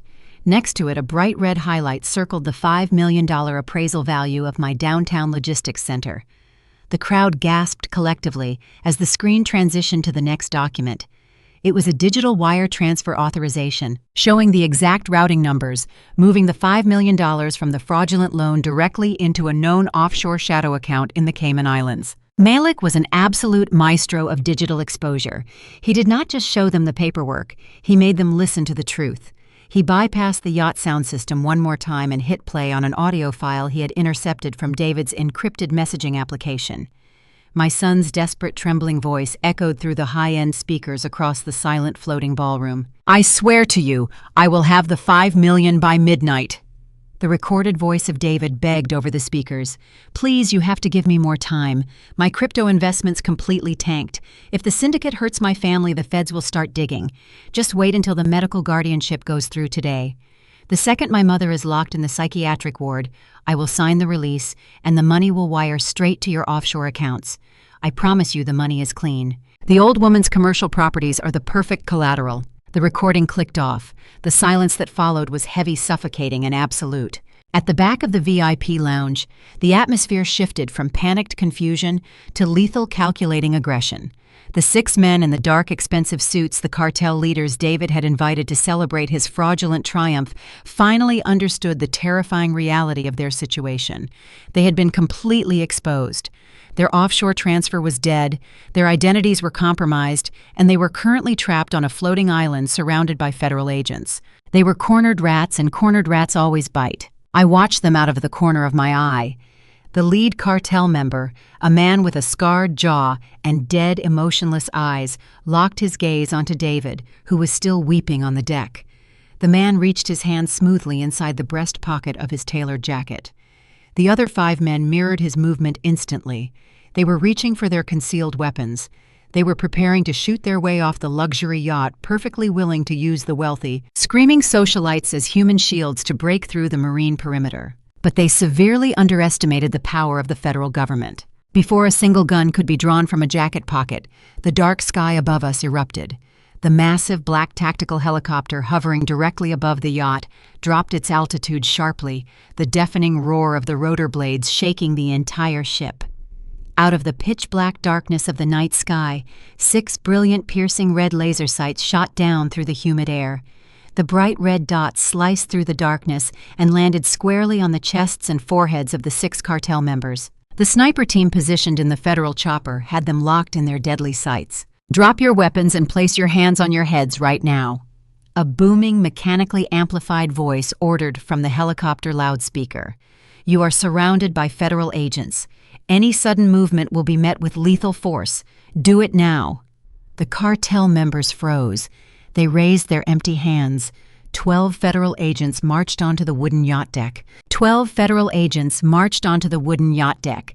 Their heavy black tactical combat boots thundered against the polished teakwood, creating a stark, violent contrast to the delicate designer heels worn by the terrified party guests. Special Agent Harris led the tactical unit, his federal badge gleaming brightly against his dark armored vest under the helicopter spotlight.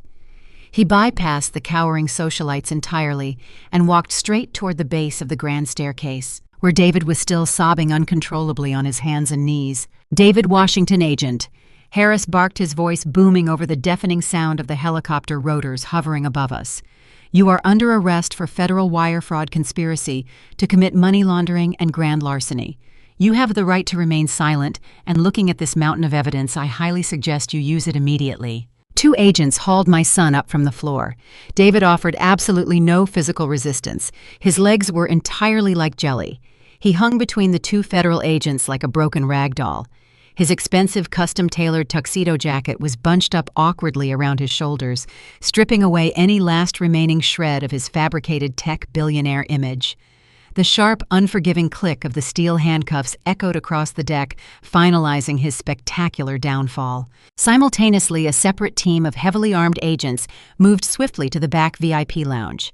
The 6 cartel members, recognizing that the sniper lasers from the sky were still painted directly onto their chests, dropped to their knees and laced their fingers behind their heads. They knew the game was completely over.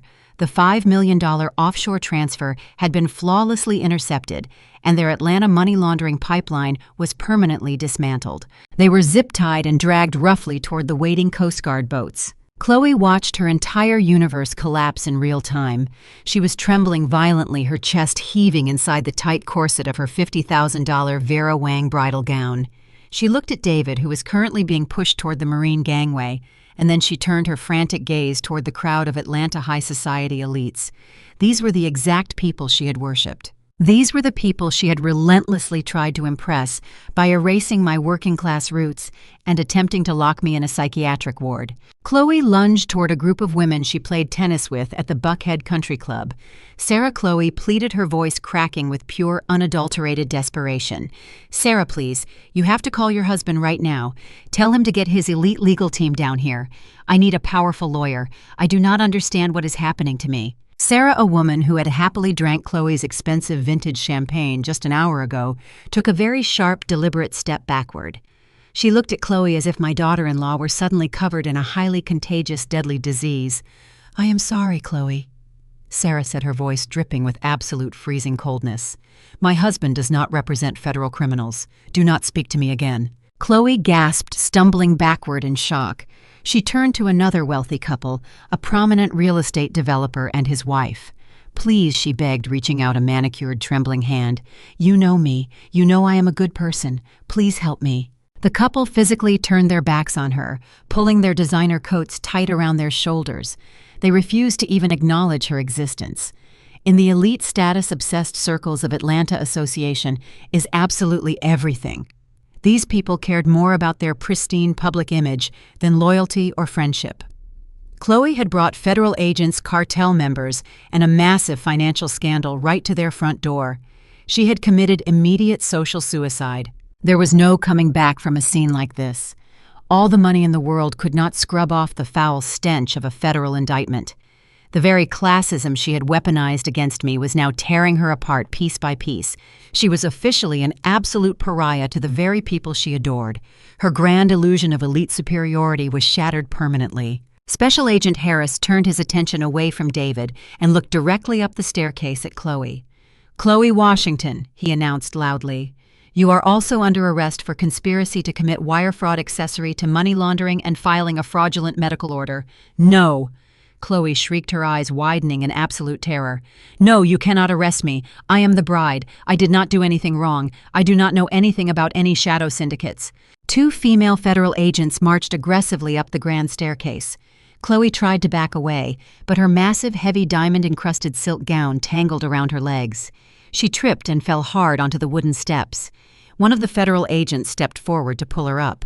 The agent was wearing heavy, wet combat boots that had just tracked through the muddy banks of the Lake Marina. The thick black rubber sole of the boot stepped directly onto the pristine, flowing white silk train of the $50,000 Vera Wang dress. A massive, ugly brown mud stain smeared across the expensive fabric, completely ruining the ultimate symbol of her fake wealth. "Get your filthy boots off my dress!" Chloe screamed hysterically, thrashing wildly against the officers. "Do you know how much this costs?" The agents ignored her tantrum completely. They grabbed her wrists, pulling her arms forcefully behind her back. The cold steel handcuffs clamped down hard over her delicate diamond bracelets. The metallic snap echoed across the silent deck. Chloe burst into loud, ugly, uncontrollable sobs. Her expensive, professionally applied bridal makeup began to run down her face in thick black streaks of mascara. She looked like a terrifying, defeated clown.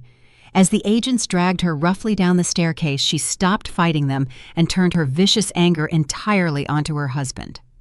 David was standing near the gangway, his head bowed in absolute shame. "This is all your fault," Chloe screamed at the top of her lungs, her voice shredding the night air. "I do not know anything. It was all him. He ruined my life. He lied to me. I am completely innocent. Arrest him. Take him away and leave me alone." She threw the man she supposedly loved straight under the bus without a single second of hesitation. I stood perfectly still on the wooden deck, watching the pathetic display finally unfold before me. A deep sense of justice washed over me, completely erasing the pain of their betrayal. The crushing weight that I had carried since discovering their evil plot was instantly lifted from my shoulders. They had played a dangerous, arrogant game with my life's work, and they had lost everything in spectacular fashion. The federal agents pushed Chloe forward, forcing her to walk the long, humiliating path across the ship. The silence of the elite crowd was deafening as she passed them by. They were officially ruined forever. The game was over. Agent Harris signaled to the tactical officers holding my son. They hauled David to his feet, his expensive shoes scraping uselessly against the polished teakwood deck. He could barely support his own weight.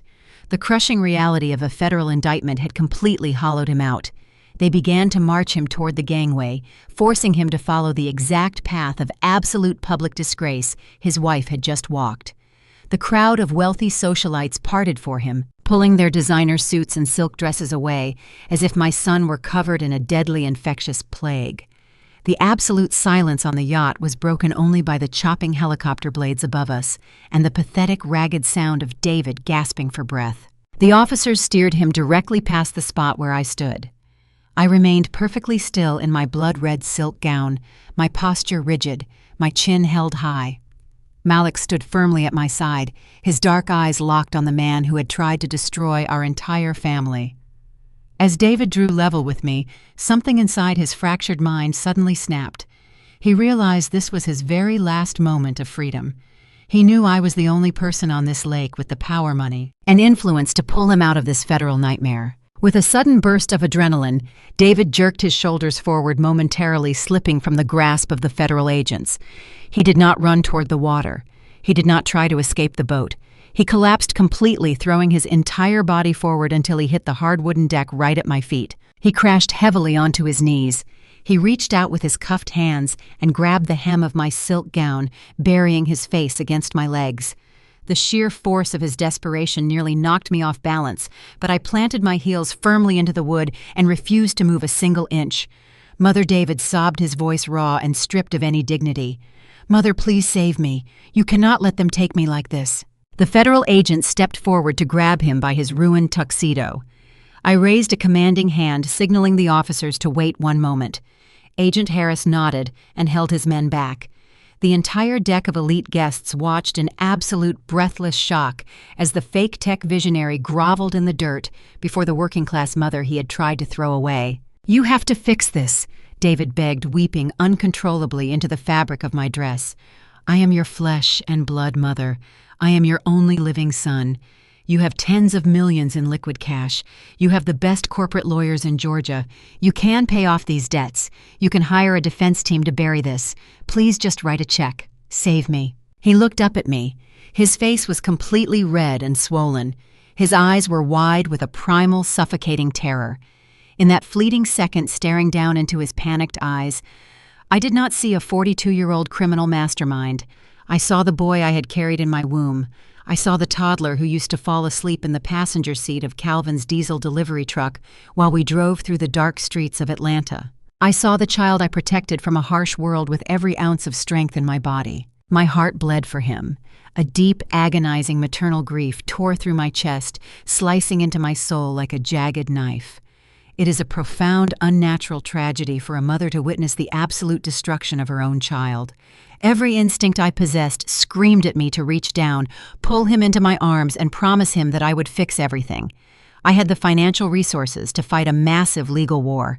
I could potentially drag this federal case out for years. But I looked past his weeping face. I looked at the dark water of the lake. I thought about the decades of grueling, bone-crushing labor Calvin and I had endured. I remembered the racist bankers who laughed in our faces, the endless nights we spent balancing accounting books at the kitchen table, and the blood we shed to build a secure, untouchable fortress of generational wealth for our descendants. I looked at Malik standing tall and strong beside me, holding the laptop that contained the undeniable proof of his father's vile, treacherous greed. If I yielded to my maternal weakness right now, I would completely invalidate the sacrifice of my late husband.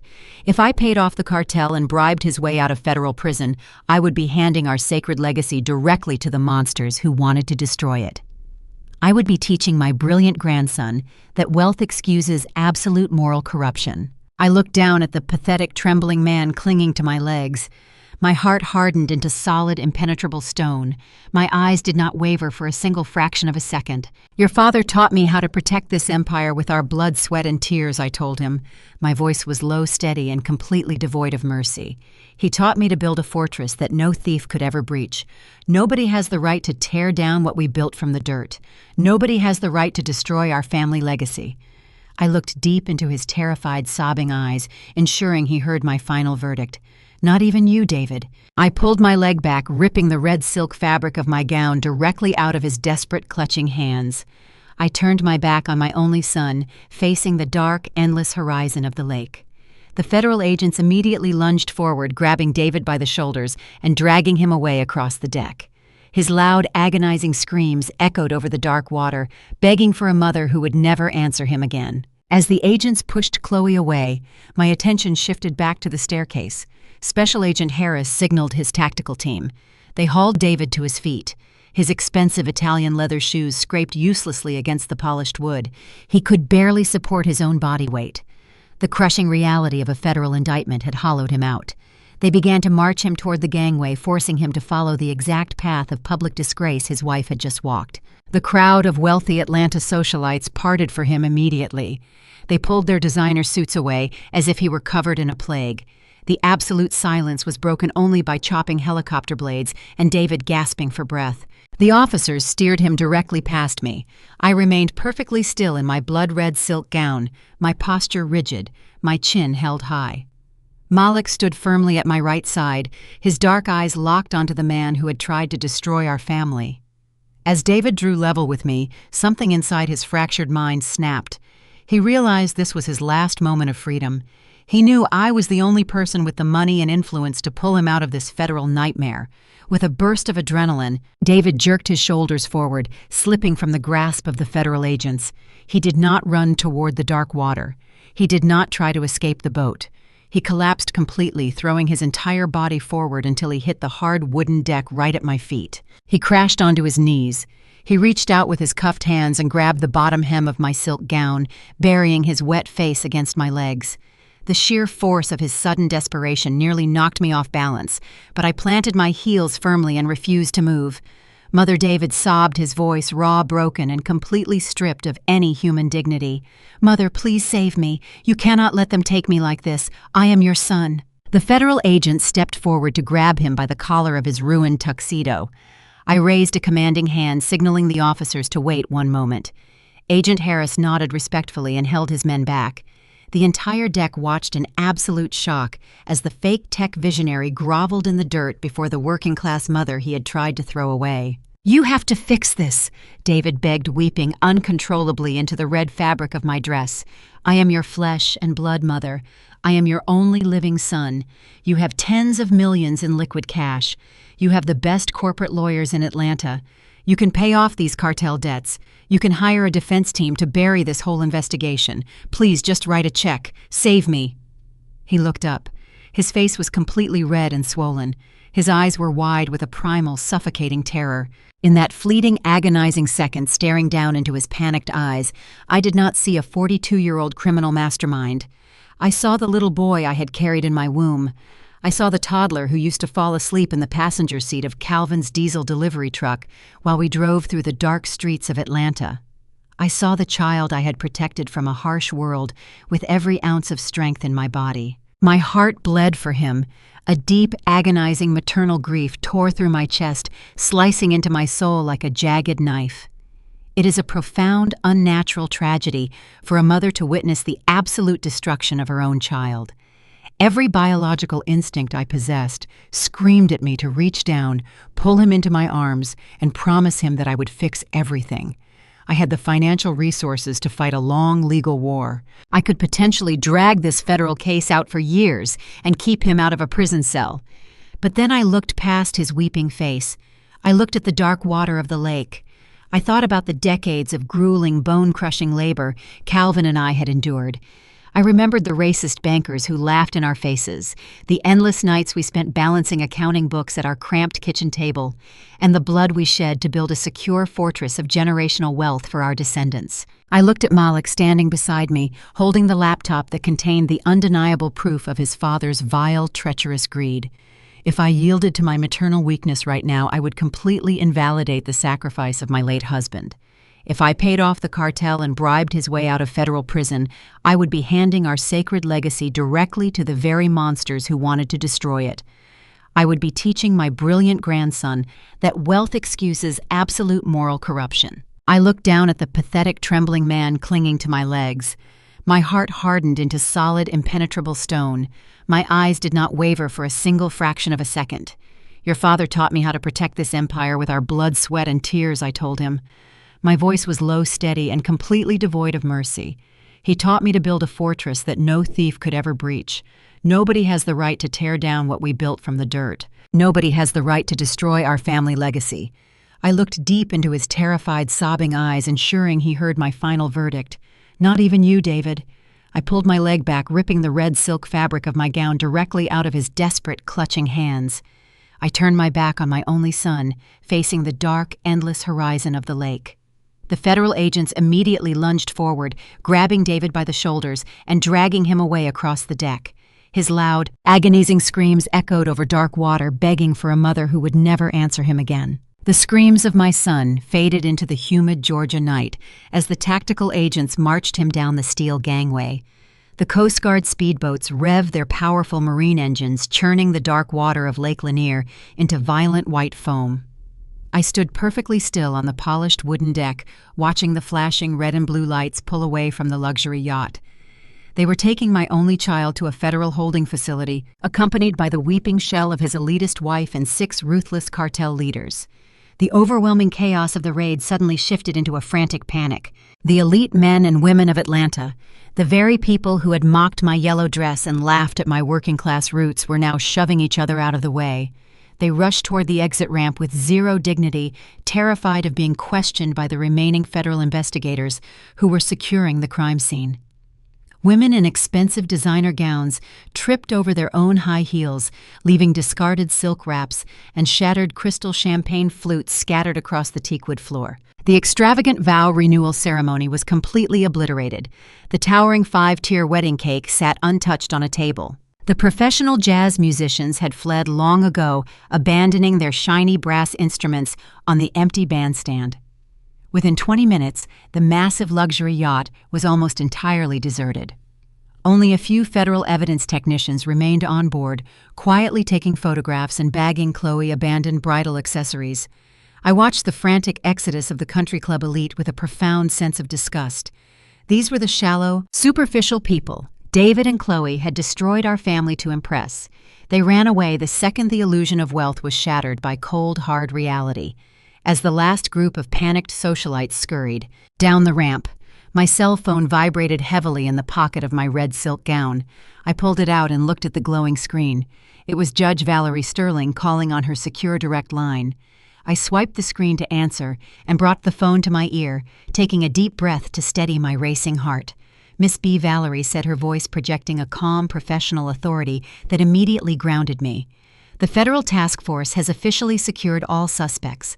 The money laundering pipeline is completely dismantled, but I am calling with even better news regarding your commercial assets. I gripped the phone tightly, bracing myself for the financial verdict. Tell me the money did not leave the country, Valerie. Tell me my husband's legacy is safe. Your legacy is entirely secure, Miss B, the judge confirmed with absolute certainty. The second Malik handed the encrypted hard drive to Special Agent Harris at the downtown bureau, we possessed the physical proof of the digital forgery. I personally signed the emergency federal injunction 30 minutes ago. We intercepted the automated banking protocol right before the midnight deadline. The $5 million wire transfer to the Cayman Islands was forcefully aborted. Not a single cent of your hard-earned money reached the cartel.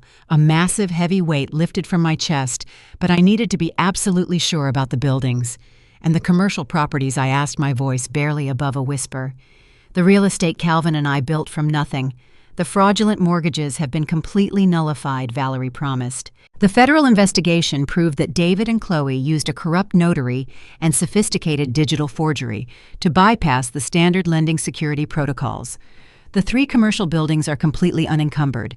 Your property titles are clear. The fake medical guardianship order has also been officially revoked and purged from the state registry.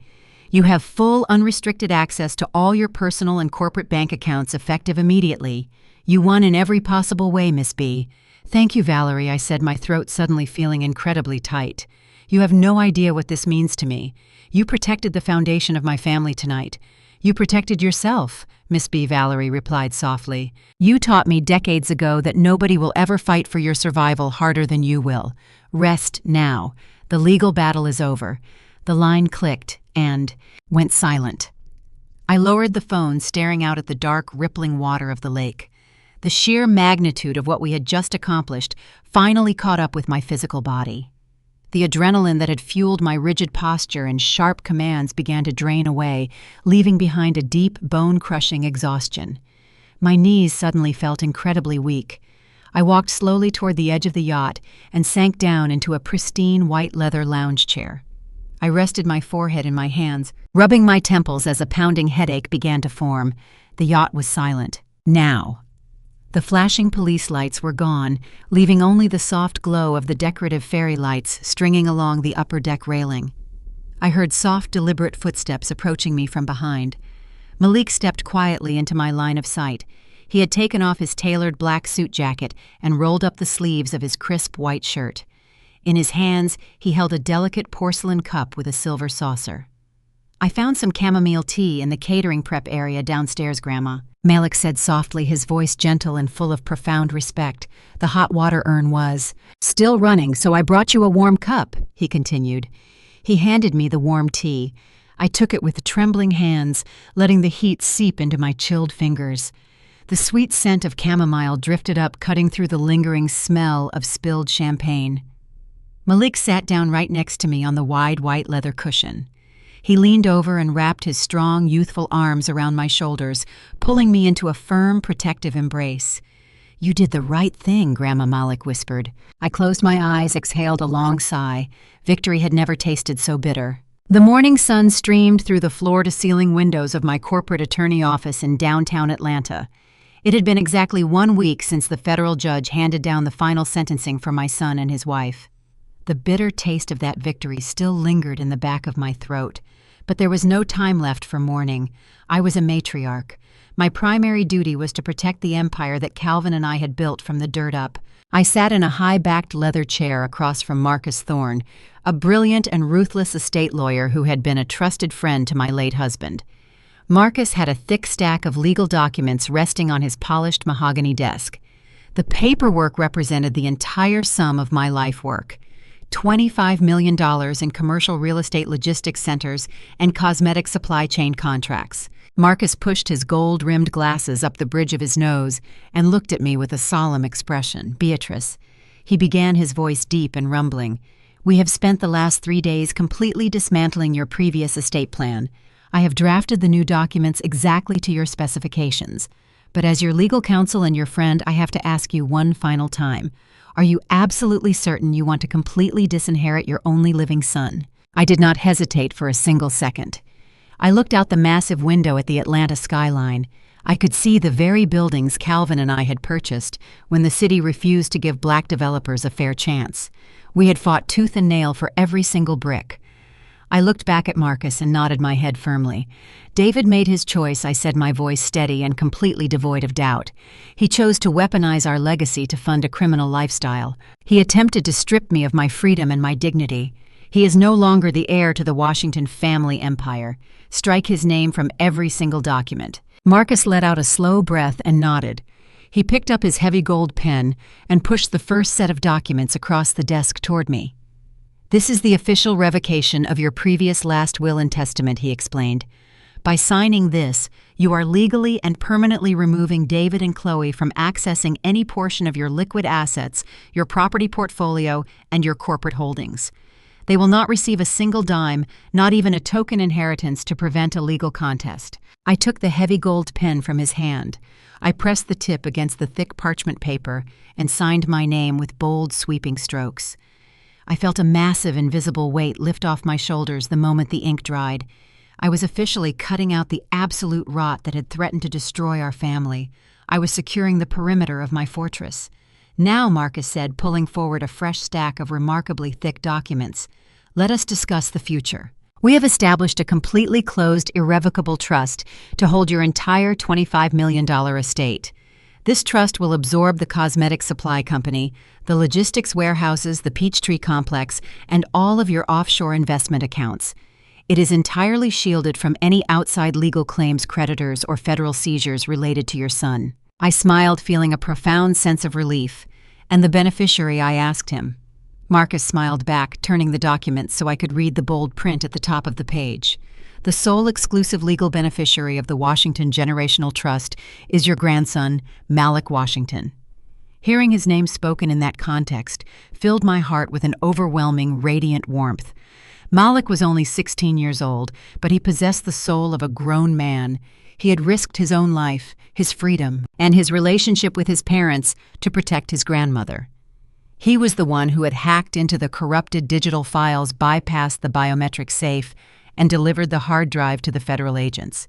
He had proven beyond a shadow of a doubt that he understood the true value of loyalty, integrity, and sacrifice. We have structured the trust exactly as you requested, Marcus continued, pointing to a specific clause in the dense legal text.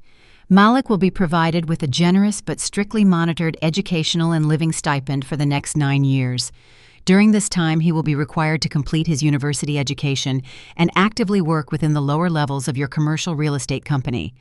He must learn every single aspect of the business from the ground up, just like his grandfather did. I nodded in absolute agreement. Calvin started by driving the trucks, I told Marcus softly. I want Malik to understand the smell of the warehouse, the sweat of the loading dock, and the immense responsibility of managing a payroll. He needs to know that true wealth is not about wearing expensive clothes or buying entry into exclusive country clubs. True wealth is about creating jobs for your community and protecting your roots. Exactly, Marcus agreed. The trust dictates that you and a selected board of directors will maintain absolute control over all corporate decisions until Malik reaches his 25th birthday. Upon his 25th birthday, provided he has met all the educational and professional requirements outlined in this document, the trust will automatically dissolve. Malik will assume the role of Chief Executive Officer. He will inherit the entire $25 million empire in full. He will become the sole owner of the Washington legacy. I pressed the pen to the paper and signed my name for the final time. The ink flowed smoothly, sealing the undeniable future of my family. I handed the pen back to Marcus. It is done, I said, leaning back in the comfortable leather chair. We have saved our family empire today. I am ready. The crisp autumn air of late October swept through the sprawling historic cemetery on the eastern edge of Atlanta. The towering oak trees were shedding their golden and deep amber leaves, blanketing the manicured green grass in a rich, warm tapestry. I stood quietly before the polished black marble headstone of my late husband, Calvin Washington. The stone was smooth and pristine, reflecting the bright afternoon sunlight.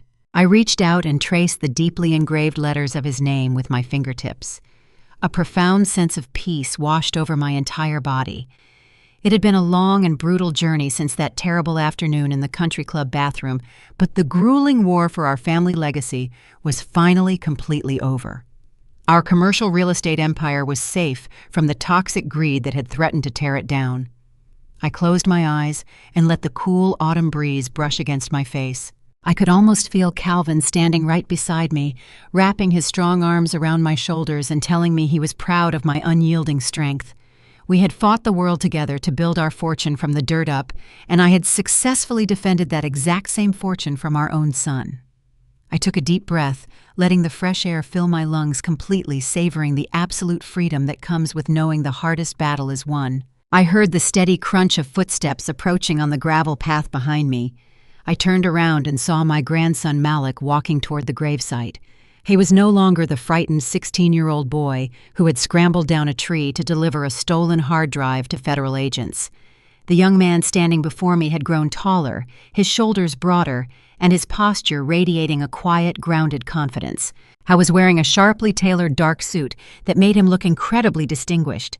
He had spent the last several months working tirelessly in the lower levels of our commercial warehouses, learning the absolute brutal reality of managing supply chains and real estate properties. He was earning the respect of every single employee on our payroll through his relentless work ethic and his brilliant analytical mind. He did not expect anything to be handed to him on a silver platter. He fully understood the massive weight of the generational wealth he would inherit when he turned 25 years old. Malik stopped right beside me and looked down at his grandfather headstone. He reached into his arms and gently draped a warm, thick wool coat over my shoulders to protect me from the sudden chill in the autumn wind. "Thank you, my sweet boy," I told him, pulling the soft fabric tightly around my neck. Malik smiled down at me. His dark eyes held the exact same fierce intelligence and unwavering loyalty that Calvin always possessed. We stood side by side in the peaceful silence of the cemetery, a united front bridging the gap between the past and the brilliant future. I looked away from the marble headstone and turned my gaze toward the distant, towering horizon. From this elevated hill, we could clearly see the sprawling skyline of downtown Atlanta rising majestically against the bright blue autumn sky. I could spot the shining glass panels of the Peachtree complex and the massive concrete structures of our commercial logistics centers. Those buildings represented decades of our literal blood, sweat, and tears. They stood tall and completely unencumbered by any fraudulent debt. They were no longer targets for criminal syndicates or money laundering cartels. They were monuments to Black excellence, resilience, and honest, grueling labor. I took a deep breath, filling my lungs with the fresh, crisp air. "Calvin," I whispered softly into the wind, ensuring my voice carried my ultimate promise to the heavens above. "Our sacred legacy is finally completely safe. It is in the right hands now." Malik placed his strong hand gently on my shoulder, giving it a reassuring squeeze. He looked at the vast skyline and then looked directly at me. "You did exactly what you had to do," Grandma Malik stated with absolute conviction. "You protected us when nobody else would." I nodded slowly, absorbing the profound truth of his words. As we turned to walk back down the gravel path toward our waiting vehicle, I thought about the heavy social consequences of my brutal actions. Many older women in our tight-knit church community have quietly criticized my decisions. They whisper behind my back during Sunday service. They say I was far too ruthless when I led a team of heavily armed federal agents to arrest my own biological son right in the middle of his extravagant vow renewal ceremony. They constantly tell me that blood means unconditional forgiveness, and that a real mother should always protect her child from the harsh judgment of the legal system, no matter what crimes he committed against her. But they simply do not understand the terrifying reality of what was truly at stake. If I had yielded to maternal weakness, if I had allowed toxic family loyalty to blind my business judgment, the incredible empire my husband traded his entire life for would have been completely swallowed by violent criminals. My grandson would have been left with absolutely nothing but a hollow name and a mountain of dangerous cartel debt. I refuse to apologize for prioritizing survival over foolish sentimentality. I refuse to feel guilty for tearing down a corrupt illusion to protect a genuine, hard-earned reality. I am looking right at you now, the person listening to my story. I want to know exactly what you think about the choices I made to defend my generational wealth. Am I a cold, heartless mother who took things entirely too far? Or am I simply a strong, unyielding woman who completely refused to become a silent, tragic victim in her own home? Please let me know your honest thoughts.